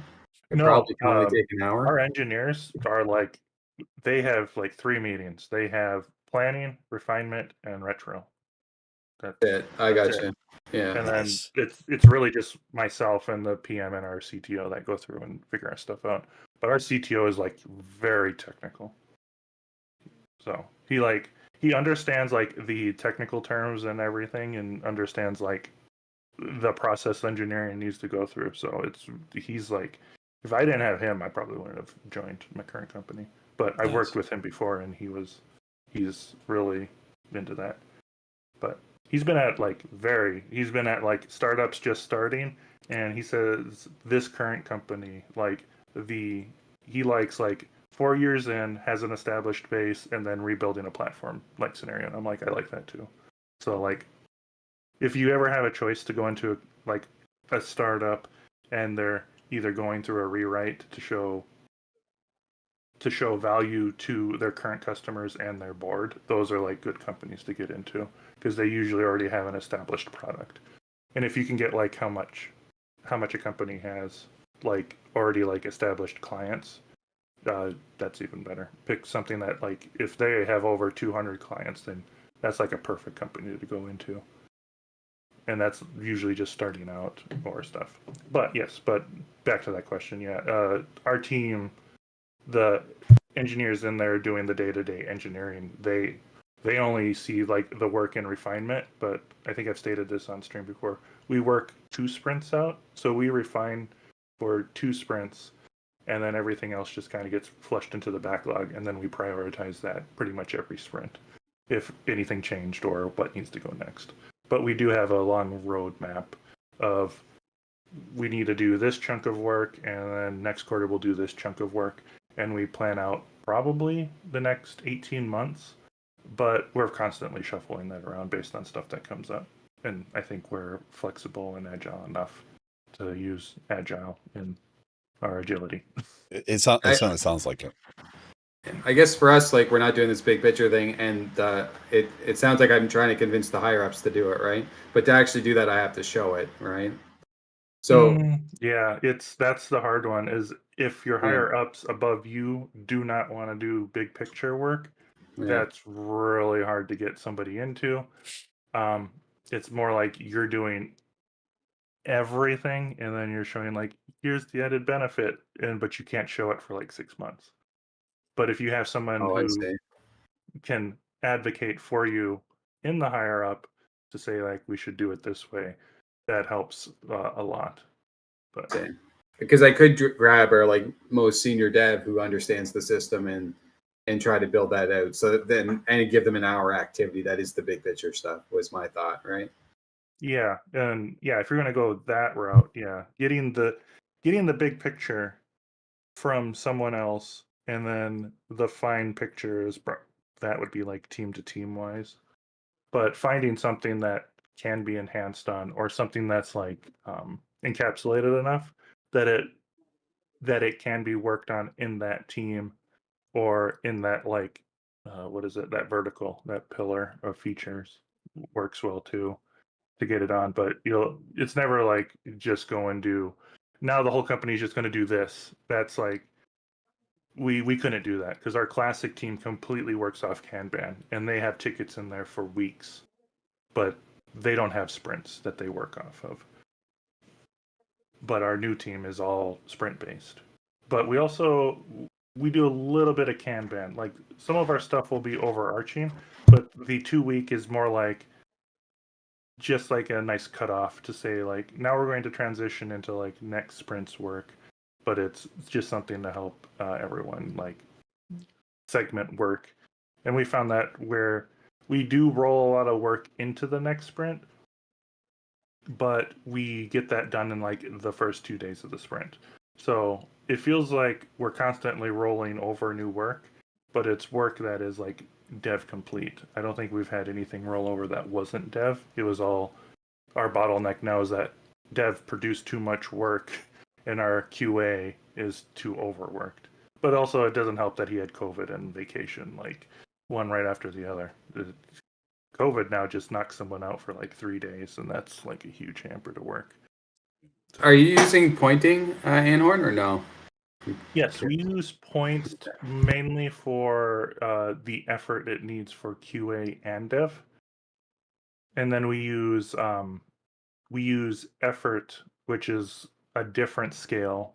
It's more like high, low, medium, and whatever for like the epic level, and then we go through and just point stories. So we have a section that's like features that we want on the platform. Then we figure out epics for that, and it could just be one epic. And then we figure out stories. And then we have tasks, but the tasks are just a checklist of like, make sure you're QA testing and accessibility. So we just have like 16 tasks that we have that get added to each story, but it's more just a checklist of make sure that you're doing this when you're working. It's not something that you have to go through and like slide over. So when a story's done, every task just gets automatically closed, even if you didn't do it. But our whole process is also intertwined with our GitHub, which is really nice. Having it so our PM can go into Jira and see what the status of the ticket is and what environment it is in, without having to go through to GitHub to figure that out, is all wired back into our Jira. Linking tickets with code is extremely important, I have found, because like they'll be like, why did we make that change? And if you can link that back to a ticket or an issue, that's just amazing. Like, Yep. because when you see the change and you're like, I don't know why we would do that, if you can, when you link it to the ticket, you'll be like, oh, that's the reason. So Yep. And our whole build process is like all intertwined. So it tells you it's in the stage environment and it's pending production deployment. And then once it goes to production, it gets tagged into our new relic. And so any log statements also get tagged with the version and the service. And so each repository tags its deployment and that whole loop. So I can go to holistically any system and then get into another system from that. So if I get a notification in New Relic for a service, I can go to that service and then figure out what version it is and then jump to the GitHub. And then I can see what tickets were correlated to that because we pretty much just put the ticket into every one of our work items. And I don't really care what your commit messages are, as long as your PR that makes it into main has the Jira ticket. That's really all that matters. And then there's like a hard gate there. If you forget to do that, you have to go through a weird process that we have that kind of unrolls it, and then you have to go and tag it in a PR. But yeah, so that's a heavy process, but it's really nice because the PM says like this ticket is ready for production deployment, and all I have to do is go into a small service I built that just pretty much scans all of our repositories for that ticket number, and it can tell me what services might need to be deployed as part of the front end and back end. And so then we can just deploy all of those as one giant like push deployment. But also everything is rolling, so we usually just do our back end, roll that out, and then next sprint we'll do the front end for it. And we found that segregation of work helps a lot by having a front end engineer and a back end, but giving the front end something like Next.js, which allows them to create their own APIs, and then just give them a behind firewall API that they can use.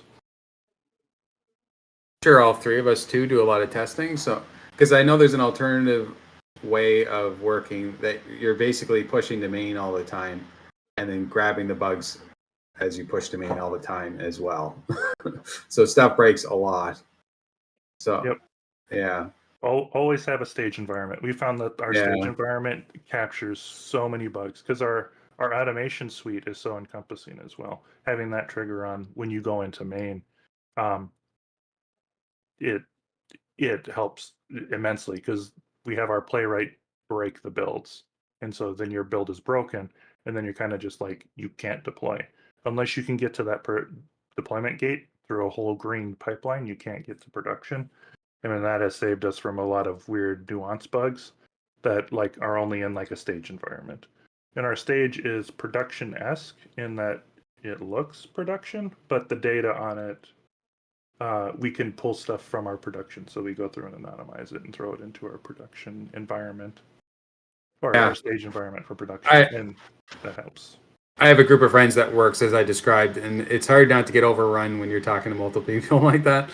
So, because they'll be like, "Oh, well, we deploy to mass or main 10 times a day," and you're like, "Wow, that sounds way better." But then you find out, like, well, they're all bug fixes. Well, okay.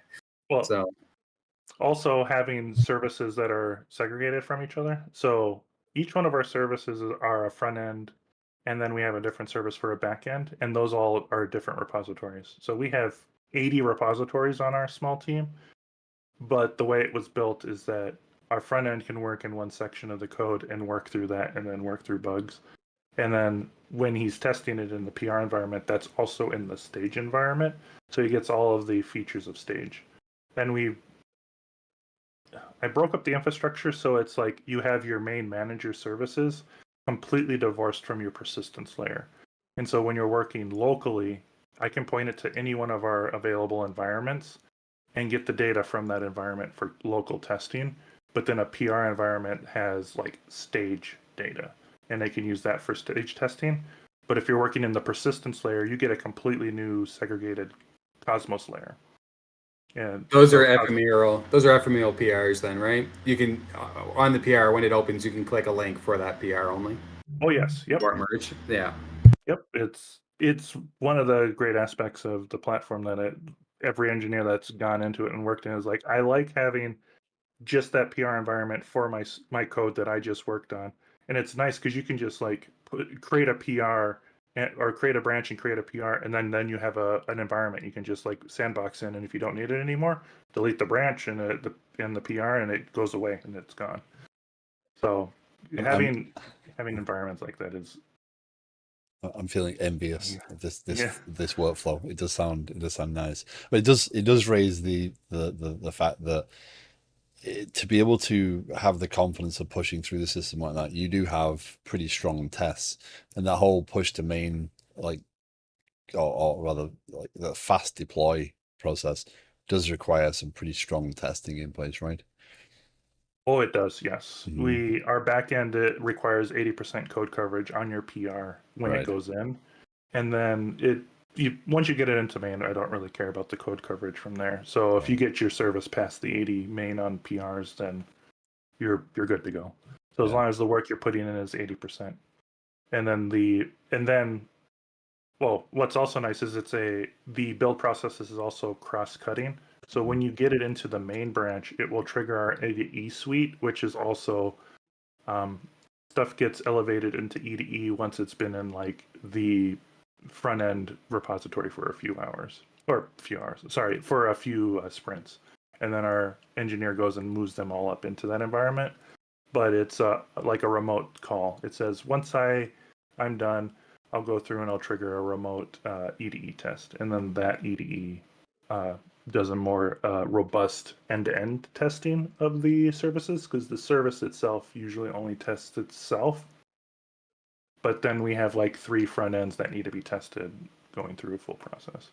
Are you So doing anything with canaries right now? canaries, no, because we only have a stage environment and a production environment. It's because we need a classic environment up and running, and those require Salesforce. But also, we don't want everyone pointing to production, which is our only good data set. The dev environment is heavily limited to 100 megabytes because it's like the dev version of Salesforce.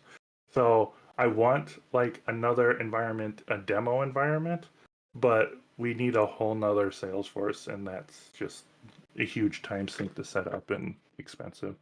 So Like, I would want to, and we can easily do that because our whole platform is built on Pulumi, our infrastructure as code, but it's also separated enough that if I needed to spin up a dev environment, it takes 20 minutes, and that's as long as it's 20 minutes because it takes 20 minutes to spin up a Kubernetes environment in Azure. And guess what I'm getting at with canaries is like A/B testing, stuff like that. So deploy to 10% of your users and check nope, through observability if anything is broken. nope. If it deploys to Kubernetes, it's going out. That's pretty much what Right. we do. We don't do any canary type environment testing like that, mainly because our clients don't like change unless it's a structured change. Also, because they're very to not be mean to our clients, they're not good with technology. They're usually coming from either paper PDF forms that they send out to their applicants, or they're converting a Google form to our platform. So they're not very technical savvy. So if we change stuff, like for Canary changes that then roll out, they don't like that. They get very nervous about the platform. We have a 10% style deployment, and I do know that some customers just don't want to be part of that initial rollout, because if they, again, if their business is affected in any way by that rollout, then it's a challenge, because we have to then undo everything, and to put it back if there's bugs, etc. Again, I think having a stronger testing environment is overlooked all too often. I think from the way you've described the testing, you have much more confidence that things are going to be fine by the time you actually roll out to prod anyway. Yeah, that's what we So aim for. yeah, It's It's similar. We have acceptance tests in multiple environments and unit tests and all kinds of stuff and logging as well, so that when it gets out there, first at least a portion of the systems we can see through observability if there's errors. So yeah. Now, yeah. general A/B testing, I don't have like actually putting out 2 versions of a because you can do that with feature flags, right? You can actually do A/B testing with feature flags. That's not a bad idea. Like if you've got 2 stable versions, but you want to know which is a better version, I don't have an opposition to that because that's rolled out to production, and you can if you've got metrics and stuff involved, you can understand how people are using something, or if something's working better than others. But actually, rolling out a chunk of the new system to a group of customers is that has a risk, because the larger customers don't want anything to do with that, because if their business is affected, they're in trouble, and the smaller customers aren't likely to test effectively because they might not be using most of the features you've changed. Yeah. To clarify what I mean, you would use that on a feature. Like you wouldn't use it on bug fixes or existing stuff, right? You would say, yeah. Here's But again, depending on your system, certain sizes of customers are going to use more features. Yeah. So we do have feature like subscription based services as well. So we can turn on and off some of our services for different clients based on their like subscription level. And we'll use that in our betas. We've probably only released like 2 different type of beta products, but it was more like stuff that clients wanted, but we wanted to make sure that it was good enough for everyone else. So we really just released to them. Yeah. Yes. And drag some bill in. Greeting, friends. Oh, how are you doing? Hello.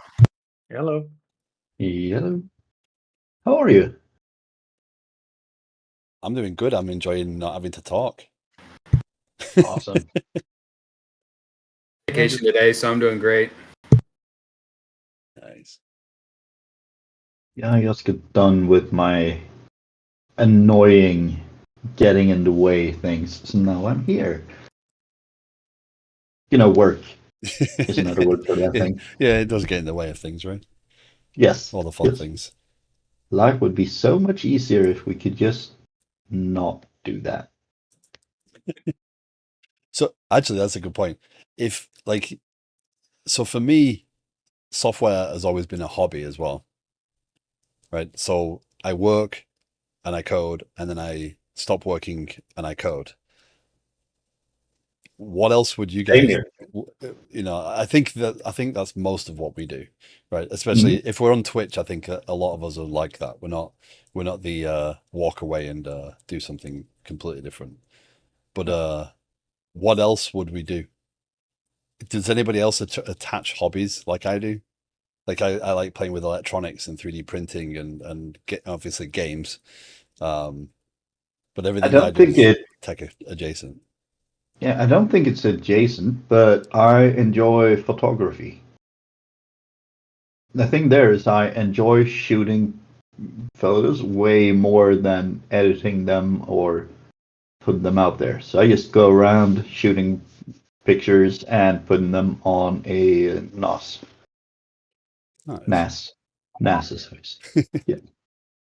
So I have about 6 terabytes of pictures and video that I'm planning to do absolutely nothing with. That's a lot of storage. It's just because I enjoy it. Huh?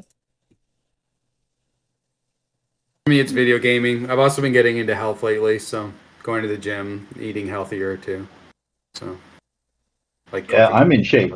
I'm already in shape. Round is also a shape. I too am round. That's why I'm getting into the gym. Nice. Mojo, yes. Quick answer to that.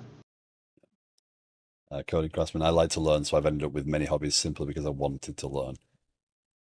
Yeah. Yeah, likewise. Yeah. I tend to say that any day that you learn something new is not a wasted day. Agree. Can be something tiny, but just, never stop learning. Mm-hmm. Yeah, I put YouTube conferences. I usually find like the full playlist of like 2023, and then I throw that on the TV, and then I usually just read. So I do passive listening to different types of conferences. Nice. But I mean, it's on there if something pops up. Yep. I've actually recently I've had some issues with sleep. So basically, I'm at the point where if I sit down for 5 minutes in a quiet area, I'm asleep. So I can pass out almost immediately. So I can't read anymore. If I sit and read, I'll be asleep. If I sit and watch a movie, I'll be asleep. So, so I find it very difficult to sit and watch any sort of content. The other day I was sat while I was working, listening to the Kafka stuff on Pluralsight, and that's the closest I've got to doing any sort of learning off other content in quite a while. That's Am been I quite allowed challenging. to share a link Yeah, yeah. to a conference session? That is the You'll have a entire purposes today is to talk about what we do, to talk about technology and everything like that. So yeah, that's if you actually have a look at that. yeah. Yes, the I road mean, I taken. think yeah, Nice. you fast forward a little bit, you might recognize someone. Yeah. That's me. Talking about MVC on top of web forms. Yeah. MVC on top of web forms. Yep. Which was MVC 1, 2, 3, Mm-hmm. 4, and 5. I think the whole stack on Net Framework was actually built on top of web forms. Mm-hmm. Yeah. Oh, web forms. I love them. I know a I lot of love people it. make good careers out of web forms, but it still feels bad. No, I love it. And Blazor is the new web forms. Oh, 100% agree with that. Yeah. You know, web forms, we used to have this thing called Ajax panel. Mm-hmm. I'll let you guess what that did. Well, I can tell you, it did partial page rendering. Yeah. I know I something just else that does partial page rendering on the server. Might it be something called Blazor server, maybe? Uh-huh. Oh yeah, I mean coding Craftsman, it was slow. But it did the same thing, only worse. But it did it like 15 plus years before Blazor.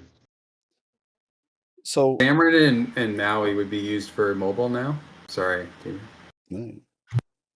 Yeah, if you can do Maui, then sorry, if you're gonna do mobile, I would 100% go Maui, since we're .NET folks. I don't think I'd. Well, no, I would do Blazor hybrid, but I also think I'd try to extend the application with things that can only be done in Maui.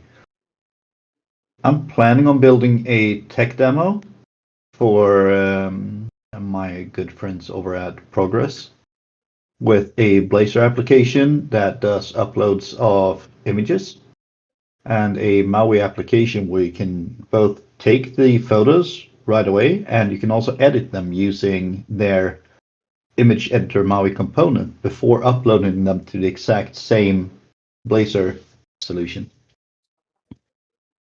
Just as a tech demo and to learn myself. But that's one of those things that you can do. It's like, yeah, so on Blazor server, you can just upload the image, or Blazor client actually. You can just upload the server and, upload the image. But when you're doing it inside of a Maui application, you can extend it with things. Do you want to talk about HTMX briefly, Terry? I haven't looked much at HTMX. I keep seeing it around. What problem does it solve, or is it just yet another way of doing something? I think it's the same as Blazor, unless I misinterpreted it. It's using attributes to configure server-side requests. So And it's then it server just side Angular. Yeah, I think so. I think that would be a good equivalent to it. But it's just a JavaScript library that just enriches your HTMX attributes with different functionality. And so when you click something, it goes and makes an HTML request to the backend, and then just does a pretty much inner HTML replacement of that attribute, or sorry, of that element. That's the gist of it. It's just an That's easy way to do Ajax code.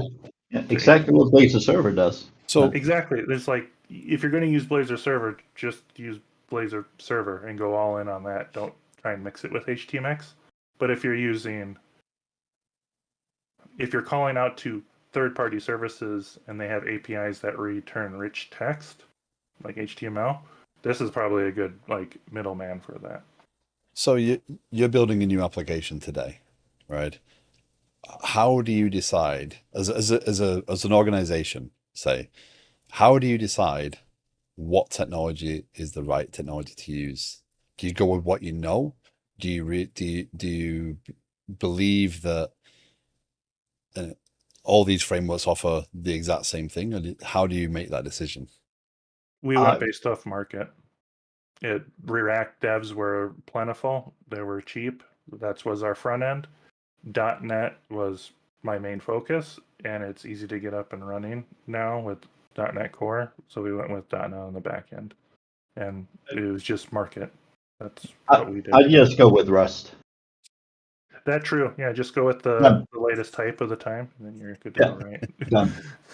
No, but just as you said, like you look at what can solve our problem, and then how much, maybe not documentation, but knowledge and such is out there about this. How many devs can I find that know this?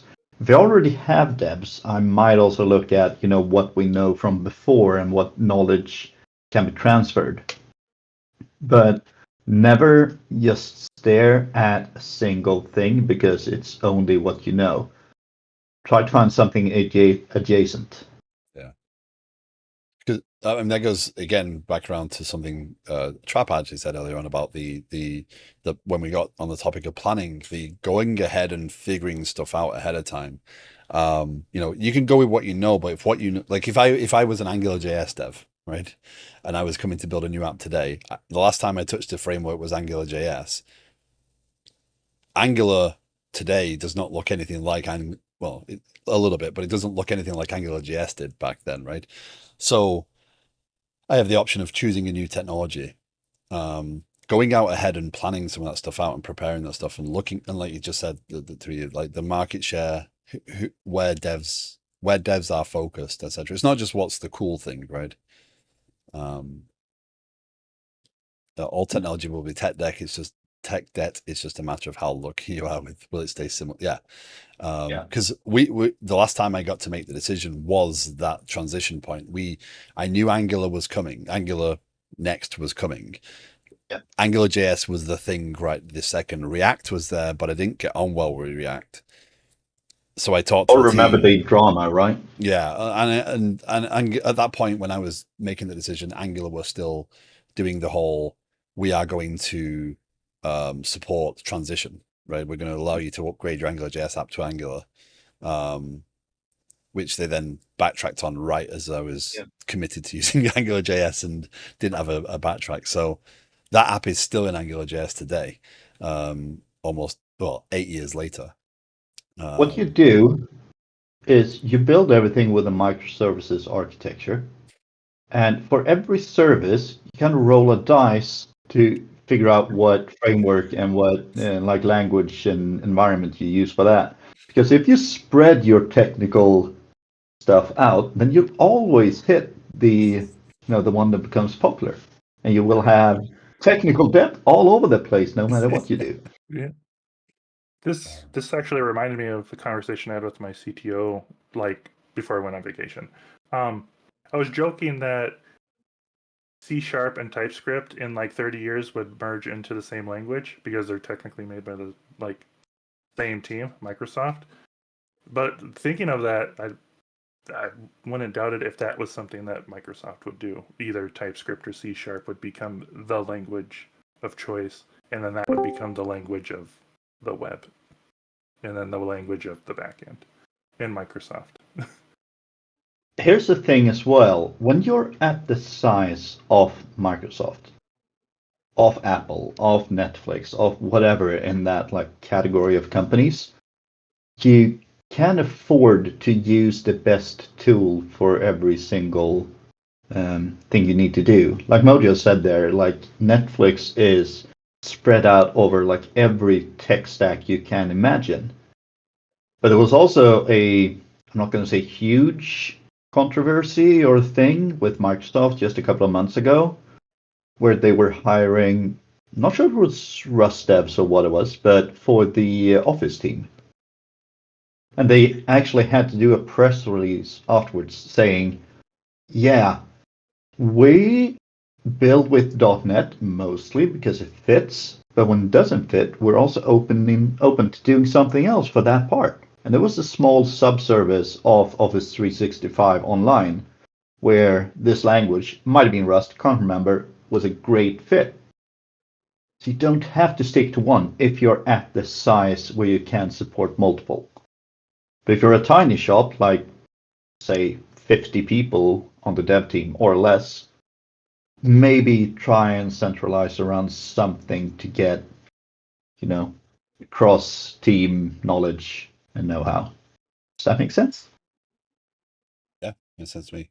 Like the risk I had was introducing technologies that the team wasn't comfortable with, and I think I've mentioned it before. Sometimes those technologies, there's some technologies I'm embracing because I want to learn more about, but I've got to also accept that, the I don't know everything about these technologies I'm using as well, and growing into them. If you start introducing fragmented technologies, though, you end up with um,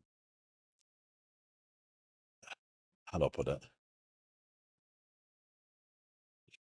The skill gap increases and your productivity drops the more you introduce. If your entire team knows TypeScript, they will transfer easily to another C analog language. Mhm. But if they go into, for example, F sharp, Yeah. I'm looking at you, Phyllis Novel, you will have a massive loss of productivity because the entire paradigm is so different. Mhm. That's why I'm Blazor all the way down.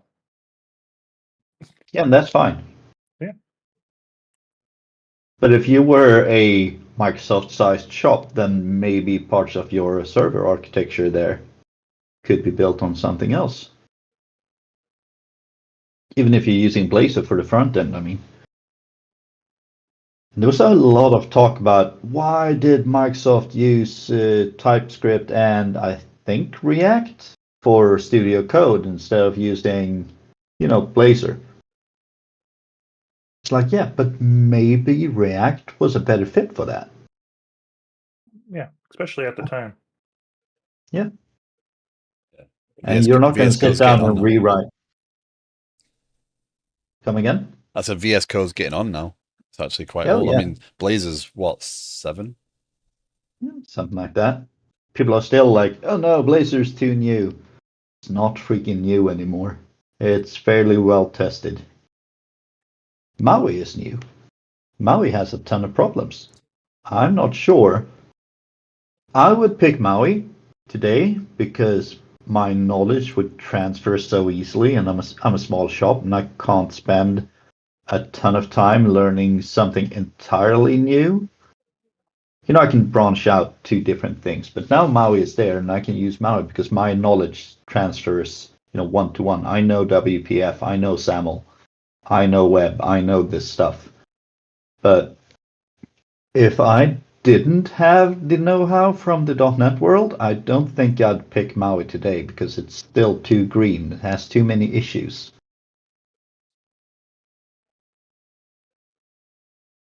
I can't tell you one, but if you look at the issues on the Maui repository, it is a huge list.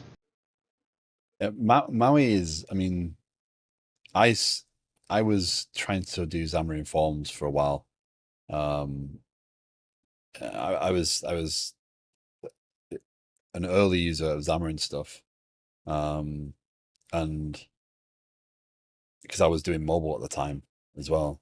But these days, I don't think I would focus on the mobile path as much as I would do several years ago. I definitely wouldn't build a mobile app these days. But again, I probably wouldn't go near Microsoft stuff before I tried other things. And Flutter is something I got along well with. Fuel Schnapper just posted it, but I did enjoy using Flutter. But then again, I never got to use WPF very well either. So the whole XML stuff was markup. Does Electron run on mobile?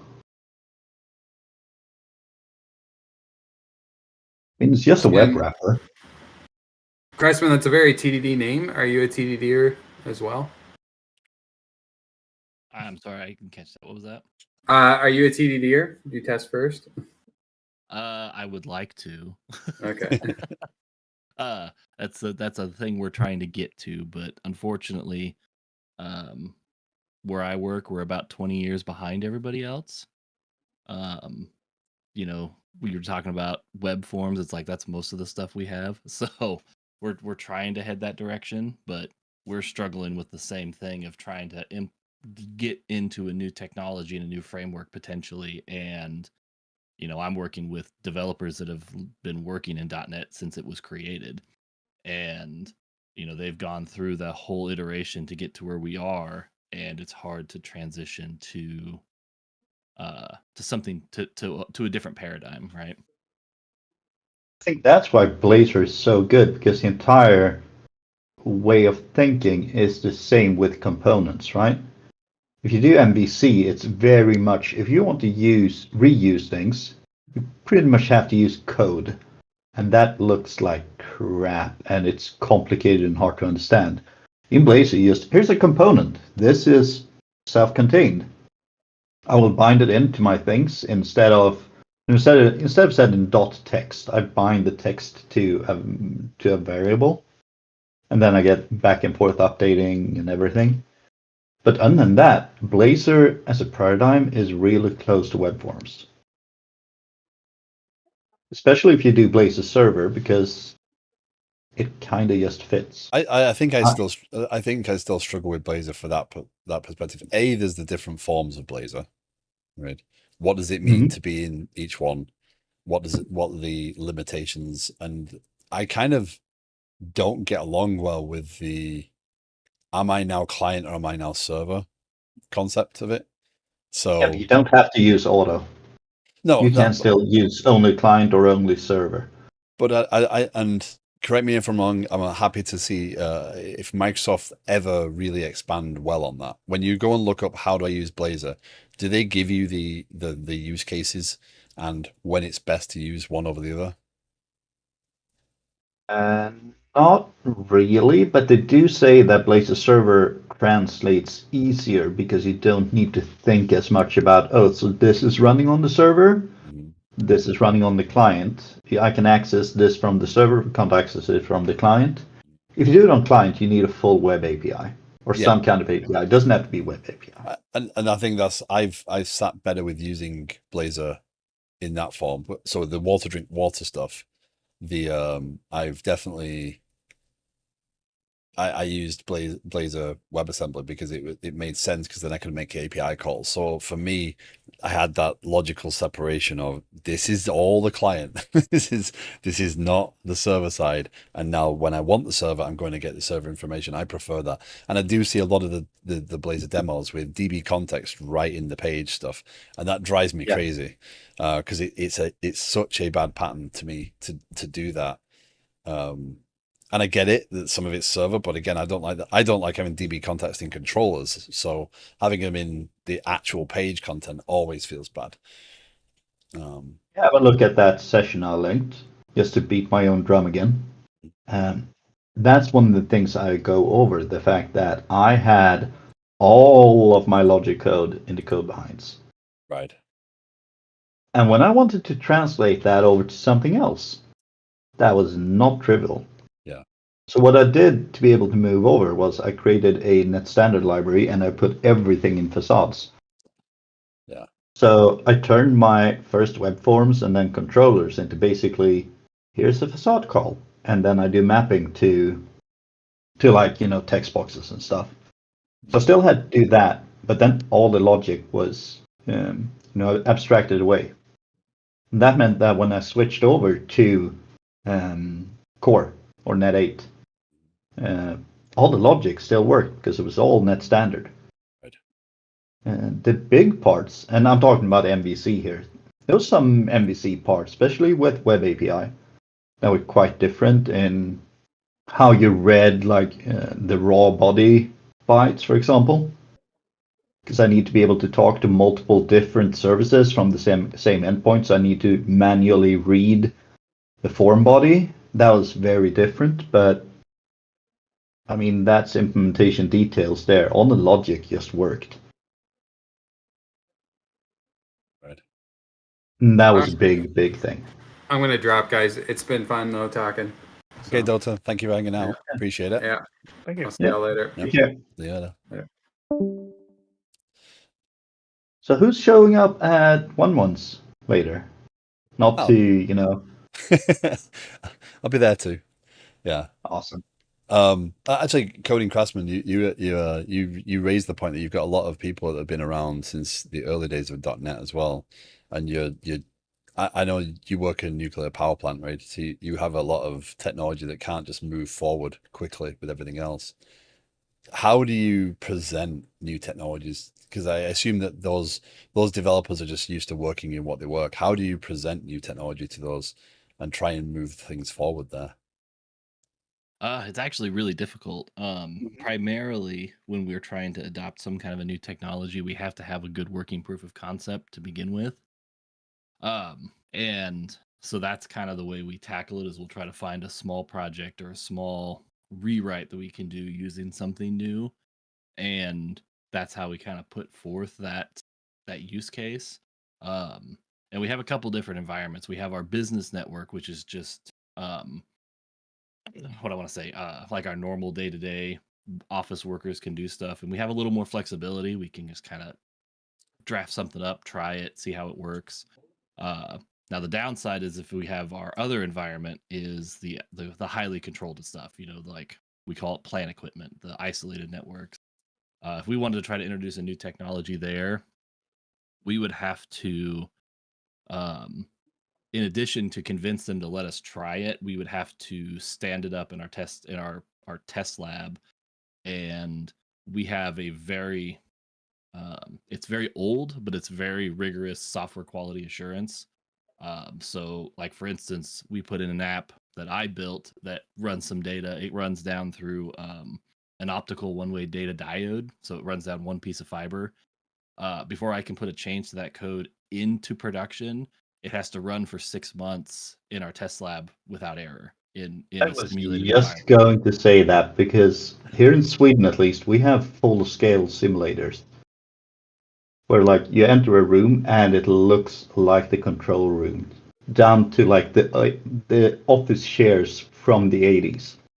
Yep. And I built it. Same. I actually introduced Net Framework to the Swedish nuclear industry, and that was not easy. And that had to run in the sim environment for 6 months before it got deployed. Yep. Yeah, it is. It's a bit different when you talk to people and they're like, "Oh yeah, we can just try it." And I'm like, "Oh man, I just filling out the paperwork is going to take me 3 to 4 weeks just to get it to start." And then that's that 6-month runtime. And once it gets in place, it's great. But then also the downside is it stays there for a long time.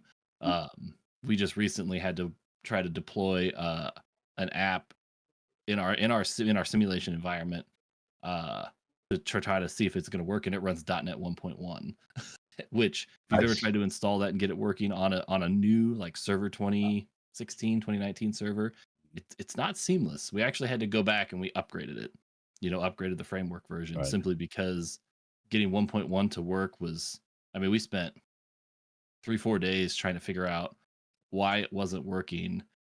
And all the documentation was like, "Oh yeah, it should just work." Like, well, it wasn't. We couldn't figure out why. If anyone wasn't with us back then, 1.1 didn't have generics. There was no such thing as a list. We had array list or pure arrays. I believe that the one I deployed was 3.1. Might have been 3.0. Nice. And that was also, really exciting. But the thing you have to remember in that kind of environment, having a failure in production is very expensive. It's expensive on a scale you can't imagine. Having a meltdown, I mean, that is hard, crashing the entire plant. But the smallest issue means not sure what you call it, but a panic stop. Yep, we have the And hard stop on everything. yeah, hard stop. And those are very expensive. And there's a lot of paperwork after one. Yeah, we're not a significantly large power plant. We're about 800 megawatts, so about 1,000 employees. But the general rule of thumb is if our facility is offline, it's costing the company $1 million a day. That's just kind of like the ballpark costs of salaries, equipment time. And so, yeah, you're right. When there's a problem, especially if it's something that causes the plant to trip and come offline, it's $1 million a day, and we can't just turn on. It's regulated how when we come online, it takes us about 5 days to ramp up to full power because we have to come up at a certain rate. And You so also when have you to think know about it, what happened before you're allowed to start. right, and you have to be able to document the fact that you fixed it, right, and be able to catch it again. So yeah, it's a minimum time of 5 days down if our apps that monitor reactor vessel level causes the plant to trip. It's like, wow, it's a pretty high stress environment. So lots of testing, lots of redundancy. But having said that, You know what it's like code with I've ever written. NDAs in that business. But the application that I built, if it goes down, the big screens in the control room go black. They go dark. And that means they will hit the big buttons. Like not every digital screen, but the main ones on the actual walls. Imagine losing all of those at once. So the great, like, obviously, those of us that have the ability to just choose a technology and run with it, right? We obviously we're blessed with that ability, considering what you have to deal with delivering software there. But how do practices like TDD and stuff not come around sooner in that environment where TDD seems like a natural fit for that sort of environment? How do you not? I'd say TDD and testing aren't the same thing. We have testing. Well, I had testing on that, and we had third-party code reviews to a almost ludicrous level before anything even went into the simulator. And I'm not hired by the actual plant. I mean, I'm a consultant. I'm a contractor. So I was hired to do this one thing. I'm not sure if they trust me less because of that, but it took a while. Craftsman, are you still using Rose? I'm sorry, so using what? Rose. It's a language and a platform. Rational rows, that one. Rational Rose? No. No. Not that I know of. All right. You've gone past that at least. Yeah, we still use Fortran. that's our primary language for our real-time systems is all in Fortran. Cool. Gone, I hope. Yeah, Yeah. it is. But to your point, we do have some stuff that is test driven. In particular, like the app that I wrote that's sending data back and forth on the network. A lot of that functionality is encapsulated in automated testing, unit testing type stuff, which works great. It lets me test, my network payloads and the packets that I'm sending down. I can test that that's all being built and stood up correctly. The problem is in those environments, there is interactions that's very difficult to test with. Like for instance, we have networks that are run in parallel, and we have these pieces of dedicated hardware that watch the traffic on both networks, and that's the units that are making the decisions on whether we open and close valves, and they're all highly time related, like milliseconds. Right. And we've never been able to test that because that's not necessarily code that we wrote. It's more like it's a PLC, so it's more of a configuration. Mhm. And so we do have some, but Right. I agree. TDD and testing aren't the same. And even then, it's like even in our control room, if I go talk to one of our operators and I say it's okay, I've had an automated test run it, they don't trust it, right? I mean, everything they do is always has a person in the middle at some point. Yeah. Even everything that runs in the plant, a person ultimately makes the decision. We don't have software that makes plant decisions. Like that's for whatever reason that's a taboo. And so they get a little uneasy if they don't say, well, here's a 30-page test document that I wrote that I tested with. Yeah. Over here, the plants can actually run for, I think, 20 to 25 minutes or something without human intervention if things go south. But humans are supposed to be there, as I say, making the decisions at the end. The computer will give you, like, you should do this. But then you also go back to the back wall and you bring out these huge binders and you open it up because everything has a procedure. So you open up the correct page, physical paper, and you start checking it off like, I've done that, I've done that, I've done that. There's no one in the control rooms just guessing. Yeah. Ever.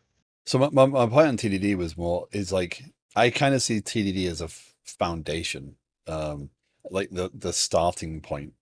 I understand there's a lot more testing beyond it, but TDD seems to me, the way I've used it, it seems like a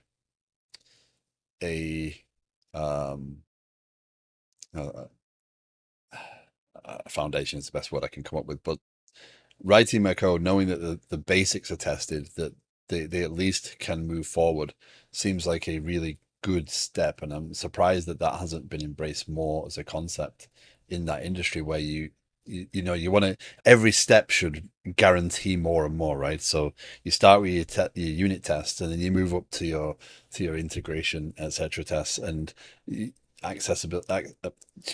What's the word? Acceptance tests, etc. So you move further up that triangle. I think a lot of people have the same issue with TDD as I do, and that is my interfaces are extremely volatile when I start out because I have no idea how I'm going to connect things. I do that as I go. Yeah. If you have no idea what your interface is going to be, then testing your interfaces before there's an implementation is likely difficult. I want to make sure that I'm tested. And I'm not talking about, test coverage. If I have, think about machine learning, when you do training there, you have input and a known output. I love having that when I write tests as well. So I can just throw it thousands of data points and just verify that these become the same thing. We're talking about integration tests here, by the way. Right. I really want that. That makes me happy. Yeah, I'm the same. We are trying to push to more automated testing and test-driven development, especially on these more important systems. And I think we're making good progress. Just recently, one of the more senior people than even I am that works on those systems has kind of had that light bulb moment, right? You know, when someone like finally says, "Oh, that's exactly why I should be doing this," because he has some custom stuff that uses SNMP for monitoring on one of the networks, and he was having a weird issue where something wasn't right, and it turns out it was his code that was building the SNMP packets to, I don't remember the details, but it was a pretty trivial mistake. And I said, if you would just write a little test that all it does is just build those packets and validates them, and you could write 1,000 of them, one for every device if you wanted, and it would just work. And he was just kind of like, that's a good idea. And now he's kind of going back and having that thought, like, well, how do I rewrite my classes so that I can do that test where I can just build it, display the packet, even if I have to display it on the screen to start with, like just console.write, see it, and I can validate it. Then I can write a test that says, now take that, make sure that it's correct. And so he's kind of heading that way. And it was just, I mean, it's been like 10 years I've been trying to push this, because my first test driven app was back in 2012, I think is when it was. And it just takes that long of him just seeing it. And part of it was I kind of demoed that app. I said, hey, this one here, this is the exact same thing. I'm building a custom packet that sends down the network, and this code validates it 100% of the time. It's always going to be right. And it was just got that light bulb moment. I love that moment too for people when you see them and they just go, "Oh yes," and then they like will take off and run with it. Yeah. I love having unit tests as regression testing. That is my main use case of having unit tests. I want to know when something I've changed affects something else that I might not have thought about. Absolutely. Yeah. Well, And you have to remember in that business as well. And I'm not saying you are, Krausman, but there's a lot of lifers in nuclear, right? They start out like back in the 70s or 80s, and they are still there, still doing the same thing, because you have a couple of combinations there. You have good pay.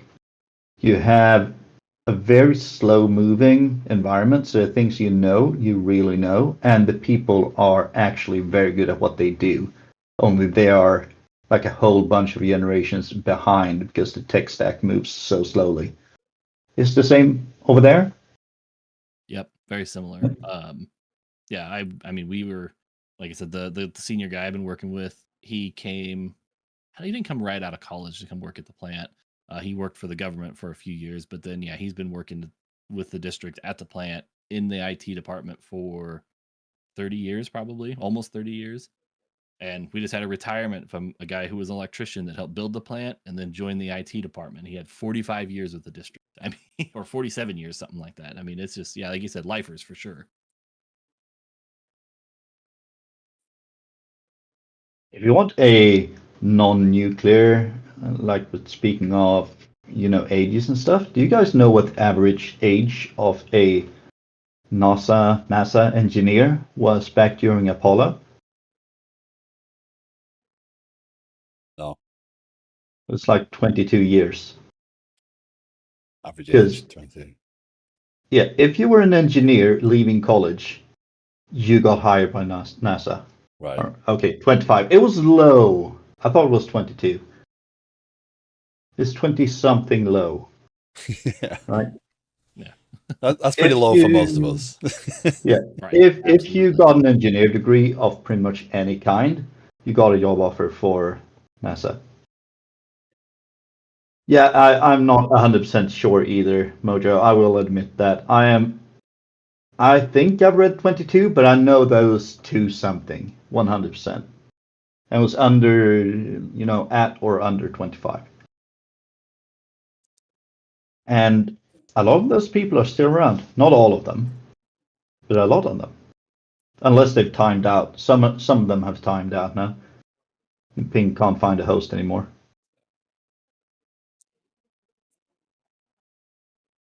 Job even 28. though I'm 50, I'm still in the middle. I am surprised by that, Mojo. I actually thought it was lower. So maybe I'm full of shit. Sorry. Did not mean to say that, TBD.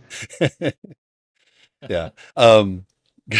Coming back to onto the unit testing thing, you said something that was quite interesting in terms of the figuring out the interfaces and stuff. I think the one thing I do embrace about unit testing is evolving my interfaces using the unit test. So if the unit tests don't fit, I'm not afraid to just stick with the unit test. Refactoring and changing that code to evolve that interface is a very useful step as well. So again, using the unit test to discover your actual requirements or of the actual software is a useful phase. And again, I think that's why I kind of consider it more foundational.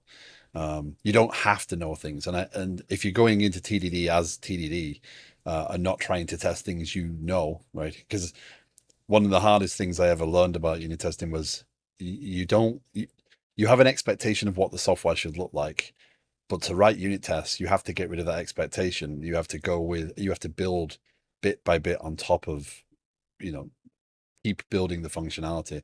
And sometimes the interface doesn't turn out the way you know, or the way you Yeah, thought it exactly. would. Yeah. They evolve. And in my case, I really have no idea. They evolve really, really quick. And embracing that and being able to iterate quickly is a great benefit.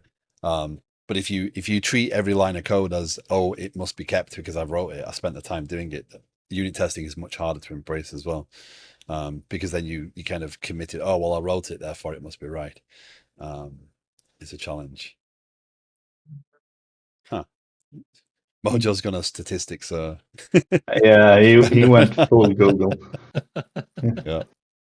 I'm not sure if you've seen that that routine before, but since I went into NASA and stuff, that is the master ignition routine for the Saturn V. It was literally called "Burn Baby Burn." So that's what a 28-year-old comes up with when the boss isn't looking.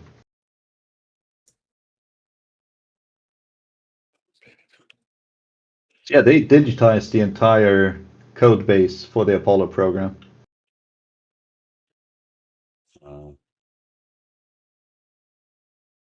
And I'm almost certain there was no unit test for this.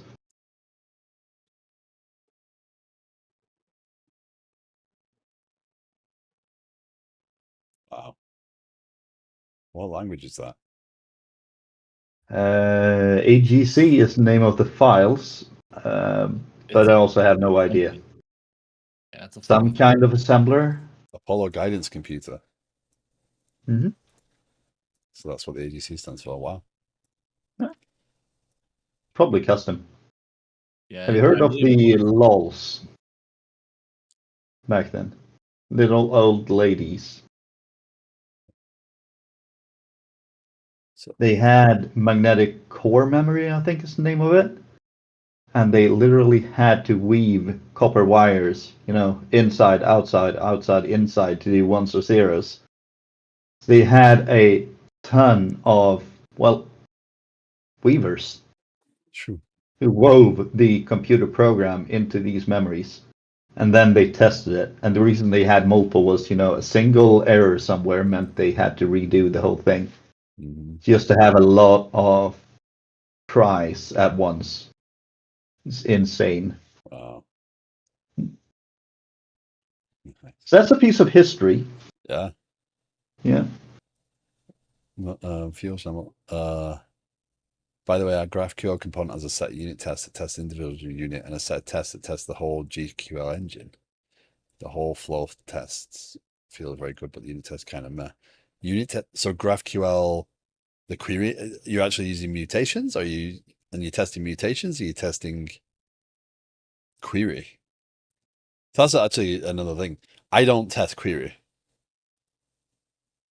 It's an integration test if it's testing the actual query, because it has to be testing SQL, right? If you're unit testing, and I think Nick Chaps's put a video out the other day about this, about unit testing entity framework.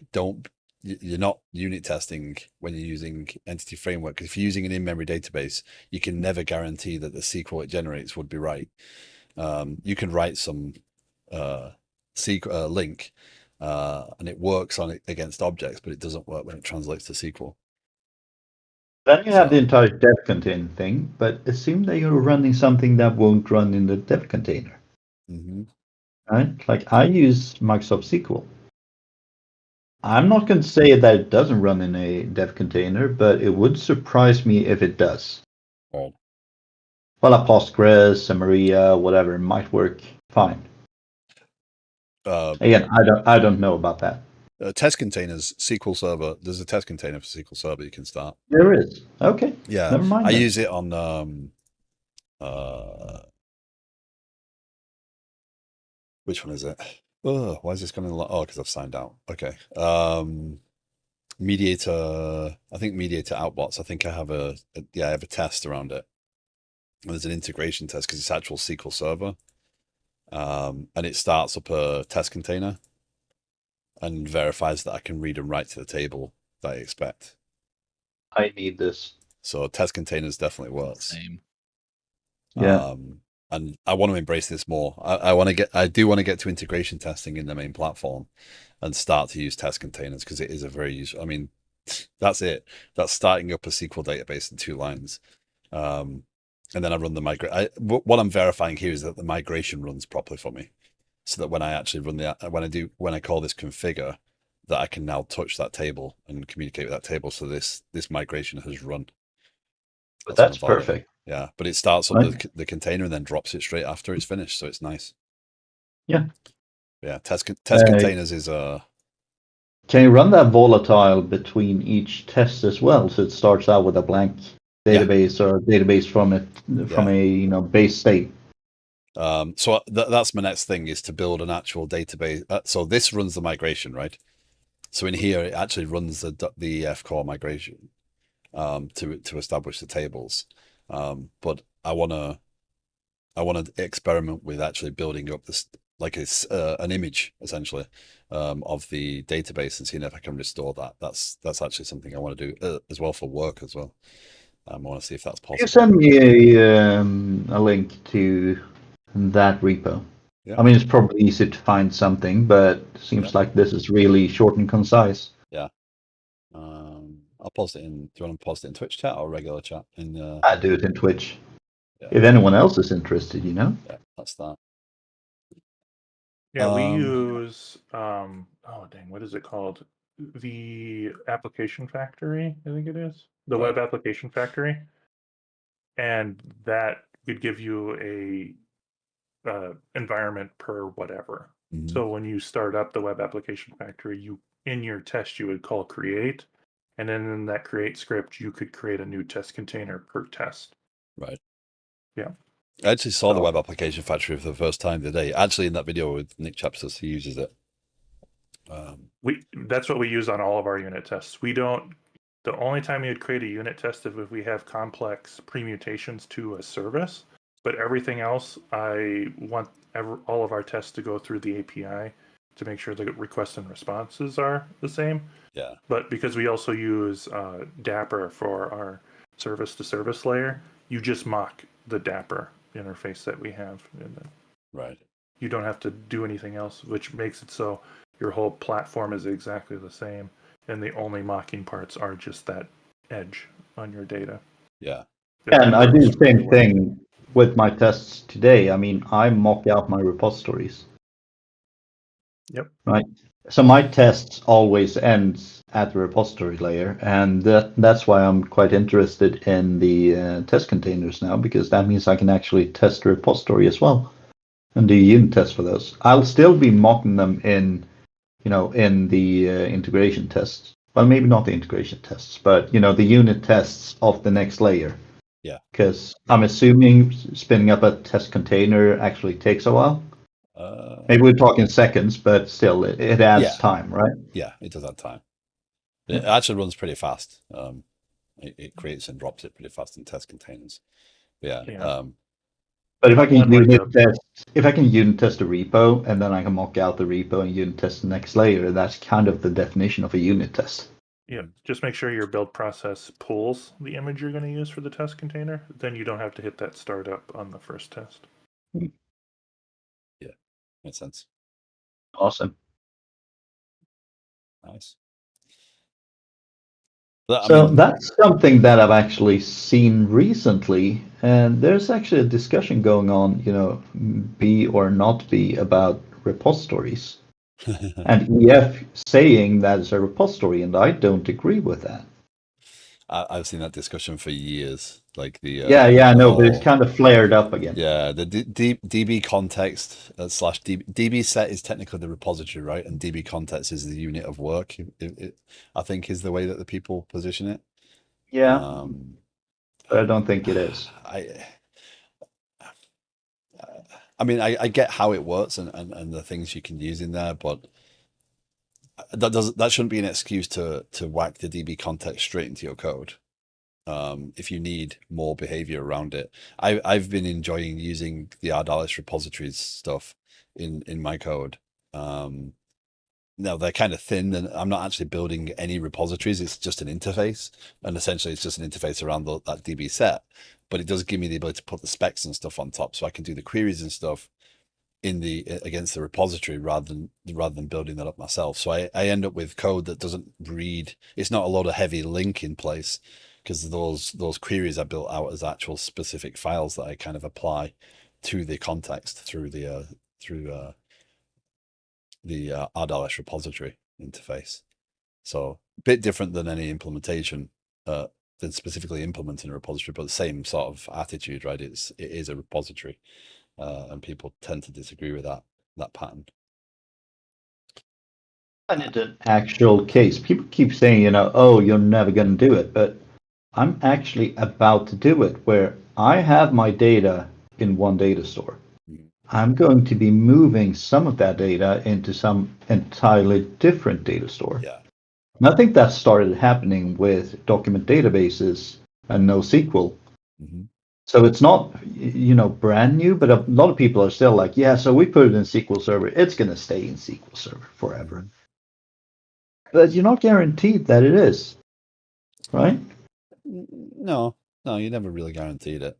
No. So I have some production data that's going to be leaving SQL Server like pretty darn soon. Yeah. I mean, again, I think in general, being a little bit more pragmatic about software development and making sure you understand the risks of doing what you're doing. So rather than saying you shouldn't do this, right? Don't do this because it's bad, right? No one really, when people say that, they tend not to give clear advice on how to approach it differently, right? What problem are you solving, right? If I go into my code and I go into a command here, right? I inject a repository. The problem I'm solving there is I have the ability to put queries around that repository. I don't in the command side often, but if I want to go and pull that item out, right? If I update is actually a better example, right? So I query the repository for the planning item, right? This is actually my query object, right? I can reuse this everywhere. So the benefit I'm getting here is I'm not writing any link. I'm not doing any filtering here. I'm getting what I need in a clear manner, and then I can work on that object so that the code is a little bit more readable for me. That's what I'm benefiting from in this situation.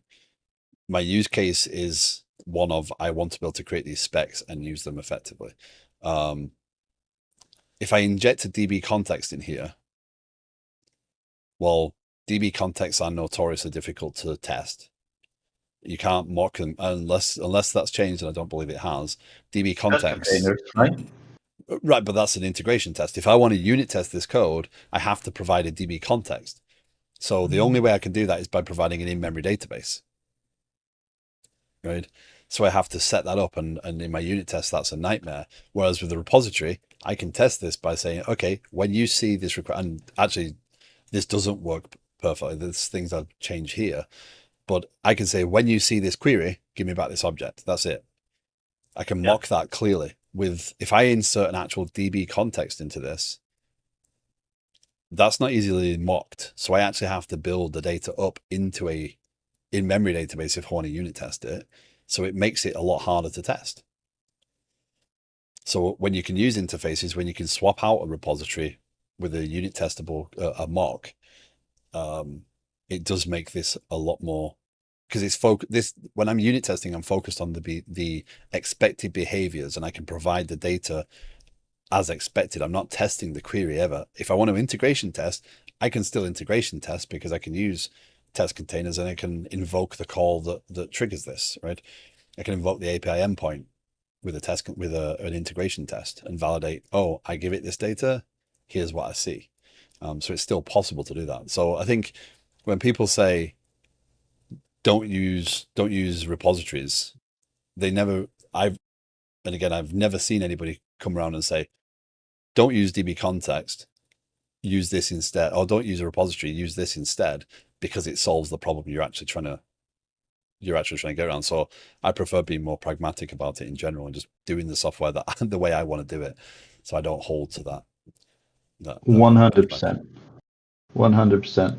I think the reason that people don't want to use repositories is because it's actually easier to just use the DB context, right? If you want to do a new query, that's a bit complicated. You just write the query right in your code. You don't have to add it anywhere else. You don't have to do a new planning item by identifying node tracking with details spec. You can just query the data you need.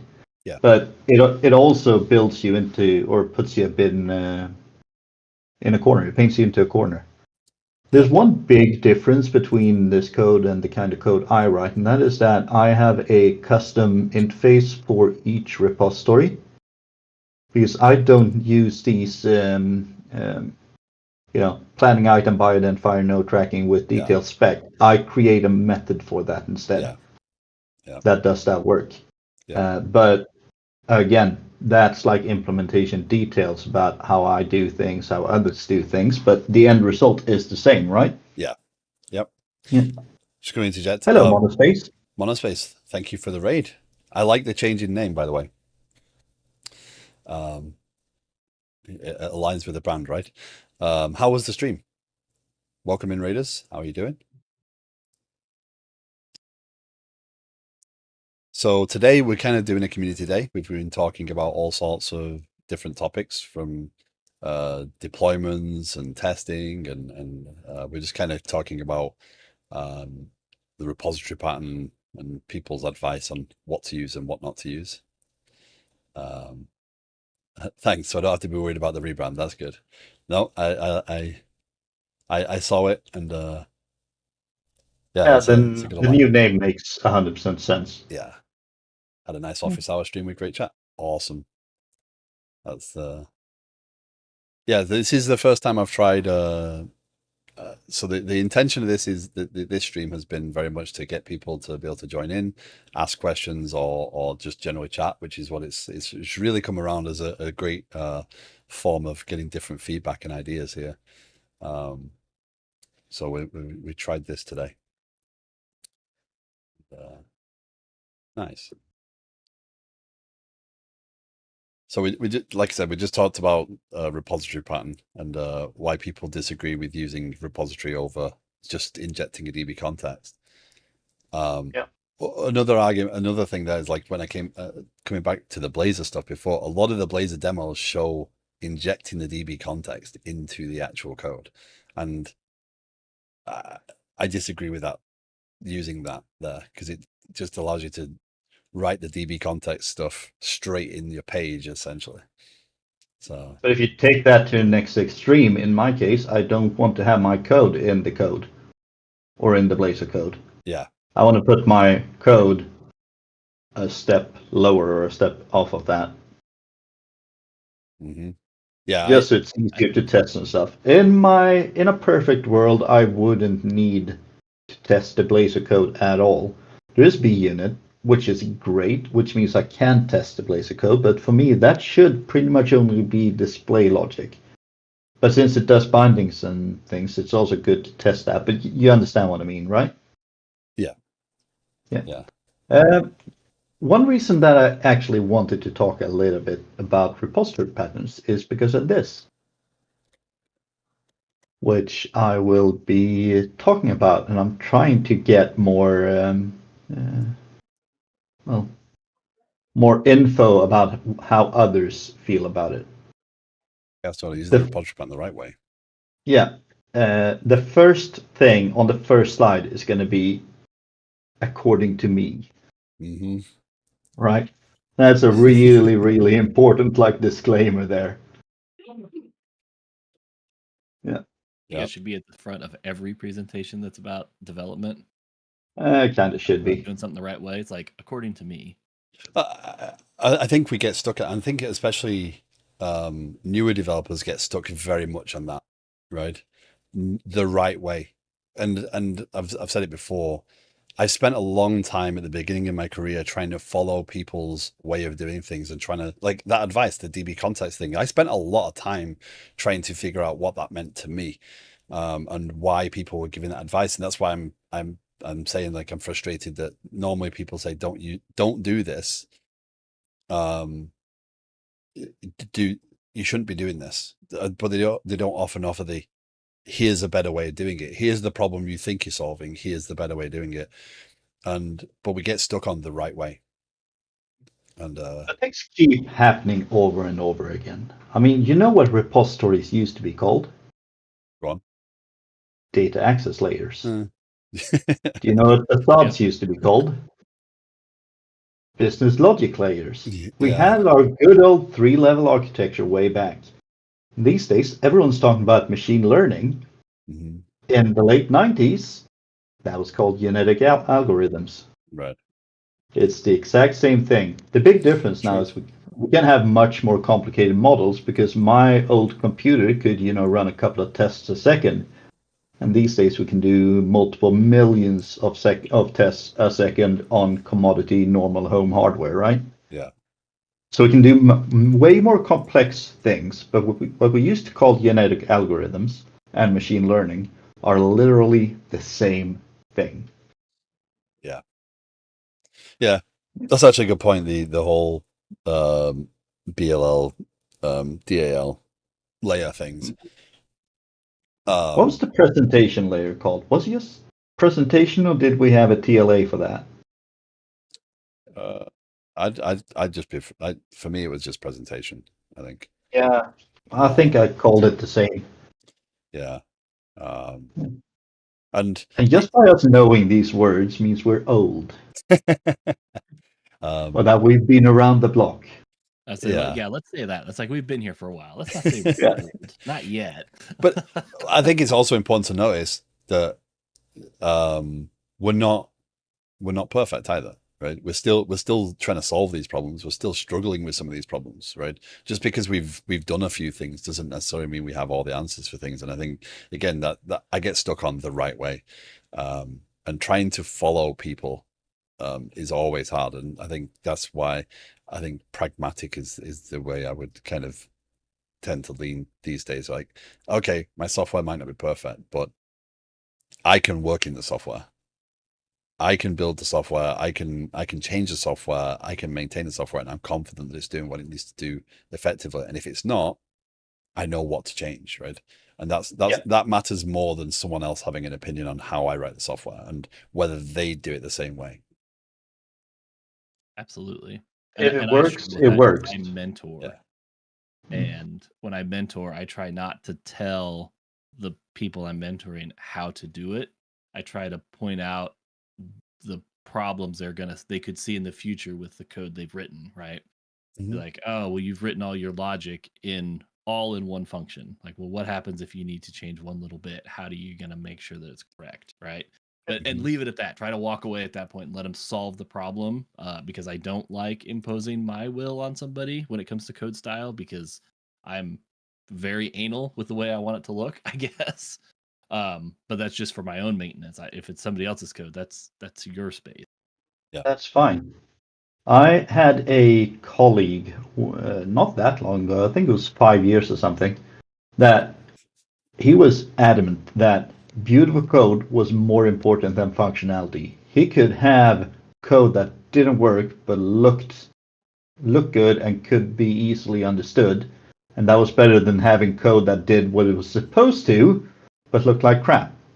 Maintainability is important, but more important than that, I think, is solving the issue, the problem you have to solve. I'm kind of in between there. Like, I don't try to make the code the most beautiful code it's ever been, but I do believe in trying to make it readable. And my normal measure of that is if I can't read it back an hour later and understand what was going on, it's bad. I need to change it. Yeah, I agree. But you don't sacrifice having it actually do what it's supposed to do over having it be easy to read. Because you can't figure it out, even if it's hard to figure out. And you can always fix it afterwards, if that makes sense. But if you can't solve the issue, customer won't pay you. But yeah, And the customer will be angry. So I come from Perl, so I mean the whole not being able to read the code you wrote before lunch, that's kind of that's the norm. Not being able to read the code you just wrote is more the challenge there. But yeah, you go off to lunch and then come back and you have to restart the entire project because you have no idea what you did before lunch. I think it's also unit testing, coming back around that unit testing piece.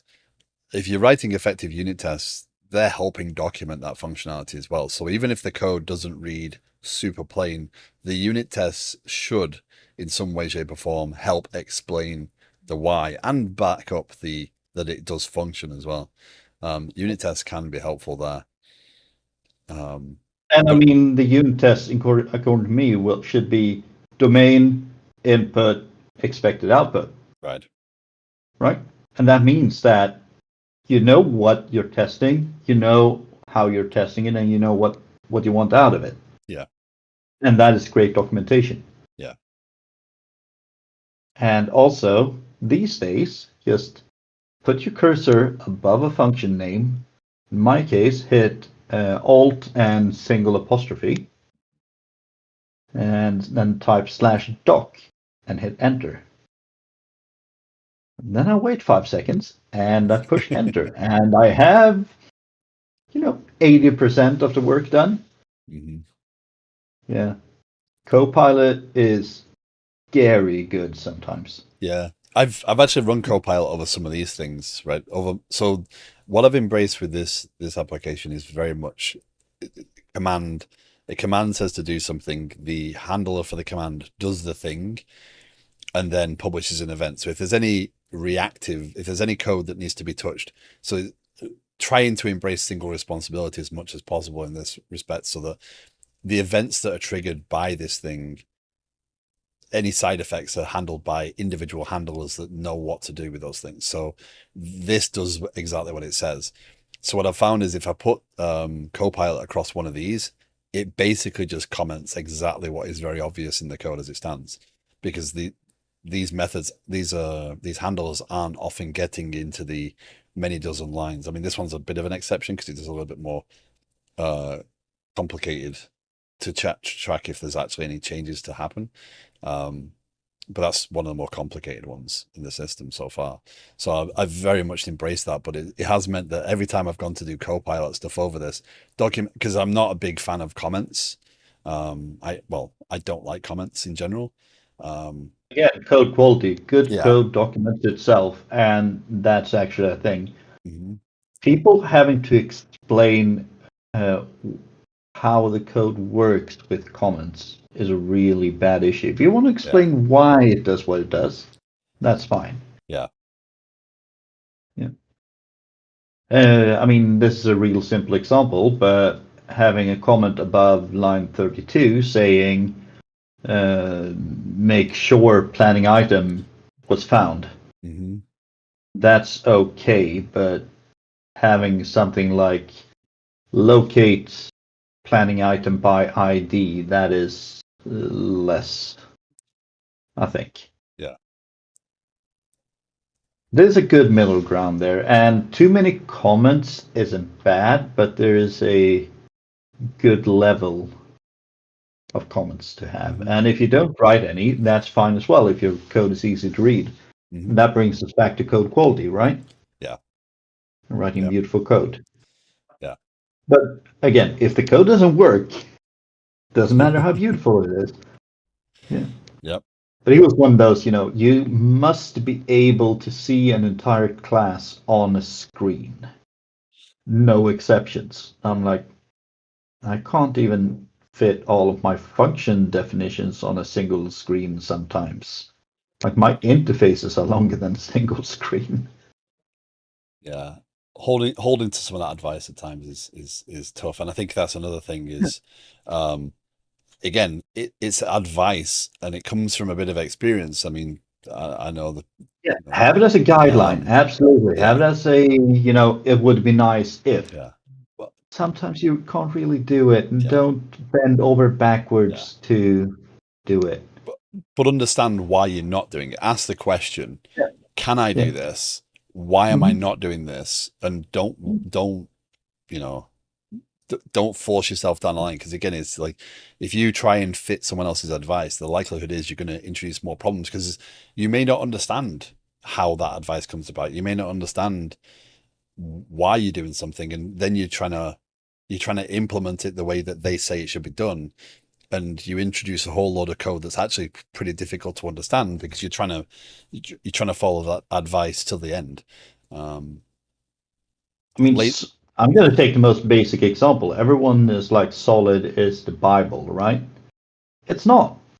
Sometimes you can step away from solid, but you need to know why, in my opinion, because it is a great set of patterns. Yeah. Right? And most of the time they are right, but again, don't bend over backwards just to use solid. Mm-hmm. Yeah. But know why or not. Yeah. And here's a weird thing that happened. I don't have any formal education as a software dev, right? No. So I came out to a new customer, and my first task was figure out how we can do undo Right. in this application because they didn't have support for that. So I sat down, like racked my head for 2 or 3 hours or something, and I went to the program manager, the project manager, and said, "Yeah, so I have two options here. We can either make code that knows how to do something forward and backwards, so it stores what it needs to. It stores what it needs to move back again. Mm-hmm. That makes sense. Or Yep. we can have something that takes snapshots of before state and does whatever it wants. And if you go back, we just read back the before state." Yeah. And he's like, "Yeah, that's the mnemonic pattern and the whatever the other pattern was." And I'm like, Yeah. "I have no idea. I just thought of this and it felt logical." Yeah. Well, Yeah. that's where patterns come from, right? Actually, that actually made me think we started off the stream talking about event sourcing, and that's essentially what that is, right?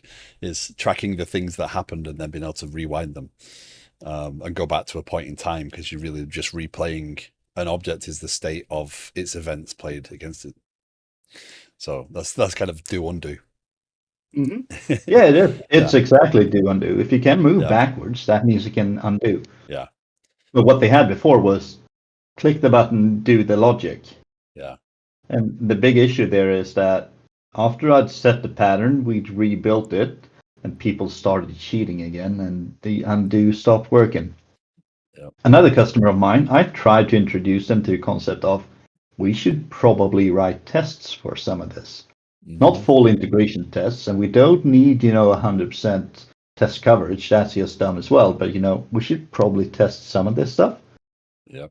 And as usual, they didn't listen. Then they didn't listen. They didn't listen. And then someone had a thought, someone a bit above me in the hierarchy. So they took in a test consultant who basically said, "Tests be good. Please write tests."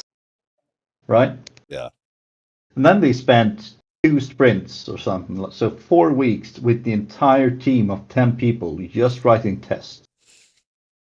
And they mostly wrote stupid tests, but Yep. still tests. They Naive. got up to something like 75-80% test coverage of a massive application. Yeah. Great job, even if most of the tests were stupid, but they actually got, a basic coverage of everything, right? Yeah.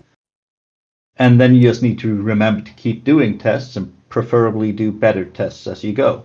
Mhm. What they did instead was once this test consultant left and they'd done their 2 sprints, when something broke a test, they did the most natural thing, which is delete the test. And I wish I was freaking joking when I'm saying this. It's like their test coverage went backwards even when they didn't add new code or new features. Because as soon as something changed its output, instead of, okay, so we need to either figure out why if we have an error here, or we need Yeah. to adjust the tests, and everywhere we use this, just delete the test. It's easier, it's faster. Uh, And yeah. So Mojo and Monospace are kind of targeting the the solid principles, the pragmatism. I think I kind of embrace that, being pragmatic about the code and being able to adapt to things, because it does, when people do hold, like in that case, the unit testing, they were like told, hey, you got to do unit tests. Naive tests are worse than no tests. Just because you get the coverage doesn't mean you're actually testing anything of value, and deleting things, like you said, it's just you're going backwards because you just, oh, it don't work, we remove the test. So you haven't really benefited. You just wasted a lot of time trying to fit to something you didn't quite understand. And writing code that is easy to change over everything else is one of my ways of approaching things, because I think it's just, if I learn something new, if I understand a principle or a concept, to your point of like the do undo, you hadn't done that before, you went off and thought about it and came up with a solution. And when you understand it later on, you can go, okay. And I did the same thing with Mediator, by the way. I went off and was like, oh, I've got this idea. And what we do is, instead of having a business service, we just send a command, and that command gets received and does this. And then someone goes, "Oh, you mean?" And it was actually on stream. Someone was like, "You mean like mediator?" And I went and looked it up. I'm like, "Oh yeah, I just invented this," because it made sense. I'm like, okay. So I went off and wrote a mediator library without understanding that mediator existed, and my thing did It's something an slightly event different. But aggregator, more or less, right? yeah, so Yeah. it works. So mediator as a pattern. And now I use libraries because obviously I'm not gonna reinvent the wheel every single time, but it's being able to change the code. I swapped out my implementation of mediator in a day because I understood what I was changing now, and it swapped out like for like with the same library. And actually, I started off this project using mediator, mediate with an R, which is from Jimmy Bogard. And then I did some reading up because I kept seeing people criticize that library for its challenges. Did some reading up and decided that Mediator was a better library for me. And because the interfaces were almost identical, I just swapped it out, and it just worked. But being able to I went the not other be, way around. yeah, I started looking at Mediator because I needed a way of messaging between different components. I figured Yeah. out that, okay, so this doesn't fit my needs. Yeah. Right? So I wrote my own that fit my needs instead of bending over backwards to fit Mediator, right? Yeah. And both of those are 100% valid. Yeah. But you understand why. You have a reason for why. You understand what you're doing, and you know what features you're getting and what features you're not. And that, I think that moving forward, your code is better because of it, not worse because you're not using someone's expectation of how you should do something. Most libraries are what's called opinionated. Yeah. Right? Yeah. And I've actually, this is kind of a newer realization from my perspective, is when I start to feel that I'm doing something that feels difficult, oftentimes it's because I'm actually not using something the way it's actually intended to be used. So when I start having to look for use cases that seem odd, that's a tell to me that I'm probably doing something in a way that shouldn't be done. So change my way of thinking a bit, like hold off, don't try and implement something. Don't try and push through this problem. Try and understand more about what you're doing with the library. Is it because the library is not built for doing that? Or is it because actually it's not a really good design to be doing? So some of those opinions I use as a kind of a measure to stop me pushing forward and breaking, like over engineering something. Mojo. I understand most of OLID, but sometimes I get stuck on the SRP. What do we mean do one thing? How granular? That's what I was doing with Dindle's SSG website. Okay. You may need to be pragmatic. There's no panacea, neither clean code nor TDD, nor any of the other very useful methodologies. Yeah, great point. I think there may be where many people, especially junior devs, are going astray is the understanding bit. Yeah, you got to embrace what you know and write the best software you can, and just be comfortable changing it. And again, I think that's where unit tests help as well, give you some strength. I'm not trying to harp on unit tests so much. It's just I feel that they are a good foundation. If you can get your head around unit testing and start to build solid tests that you're confident do what they need. Again, you don't have to be perfect, but tests that you feel do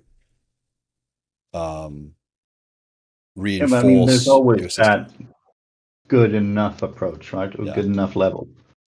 Yeah. Yeah. RFK Gaming, thank you for the follow, by the way. I appreciate it. So yeah, is unit testing is something that I think does give you confidence moving forward. So when you do need to change things, if you have confidence unit tests cover you, then it's easier to embrace that change. And I think a code base you are scared of is worse than anything else, right? So if you're comfortable with the code base, again, you wrote your own mediator library because it fit your requirement. So you're not scared of that now, right? If you're scared of making a change, if you're scared of adapting to something different because you know you need to, but you're scared of doing it, then that's when things start to get messy in code bases, because then we try to is it hedge your bets? Like you try and introduce new code without touching the old code, or you try and have if statements appear in the code and flags, etc., appear in the code, because you're trying to make sure that you can't possibly break things. But what you're actually introducing is more lies into that code base. Whereas you should just You be want to able hear to move forward with something confidence. fun, man? I'm not sure if they still do this, but back in Windows 95, 98, ME, and 2000, and the NT flavors, of course, Microsoft used to have a dedicated team to re-implement their bugs. Right. Because there were big programs, such as Photoshop all the way back then. And I don't think it was called Illustrator. It was another word for it, but whatever. That kind of abused bugs that existed in Windows, and a new version of Windows can't break those kinds of applications. Yeah. So they literally had a team that was in there in the new implementation of things and where the bug was fixed, saying if application is Photoshop, do the old logic that did it wrong. Otherwise, do the new logic that does it right. And it's like feels so backwards. But that's that issue. Like they had a bug and they can't fix it because that might break something else, and they're afraid of it. Yeah. Yeah. No, And if you're building a code base, especially from scratch, if you're scared to change things, then you've probably done something wrong somewhere. yeah. Right. What I'd say you should do if you end up in that case is just grab something, ignore the whole dry, allow yourself to repeat yourself, right? Yeah. Grab a small piece of the code that you need to, move that out and switch that over to a function call that's easier to understand. Yeah. Yeah, even if that function call only wraps another function call or whatever, just try to simplify the code one step at a time. Right. And don't care about trying to re-architect or fix the entire application. Just start out in a corner and go from there. Yep. And add tests if you can. Yeah. Yep. Makes sense. Yeah. That's my opinion, at least. Nice.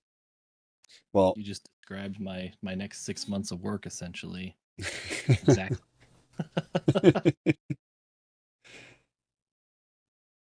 Yeah. Okay. Well, unfortunately, I do have to finish up at some point today, so I'm gonna drop out of the Discord right now, and I want to thank you all for joining in.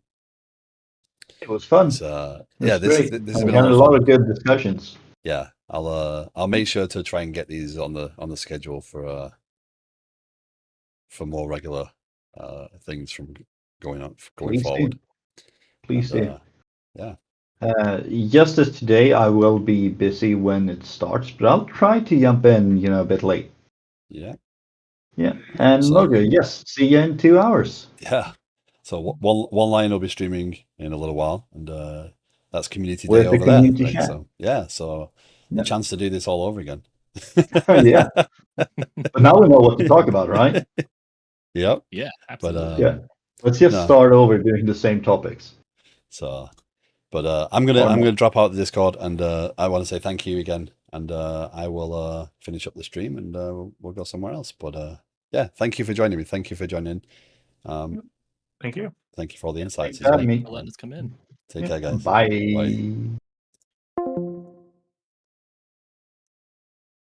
Gotta remember to make sure I mute Discord just in people. It's people staying there, but no, this has been a lot of fun. I'm glad I got to do this today.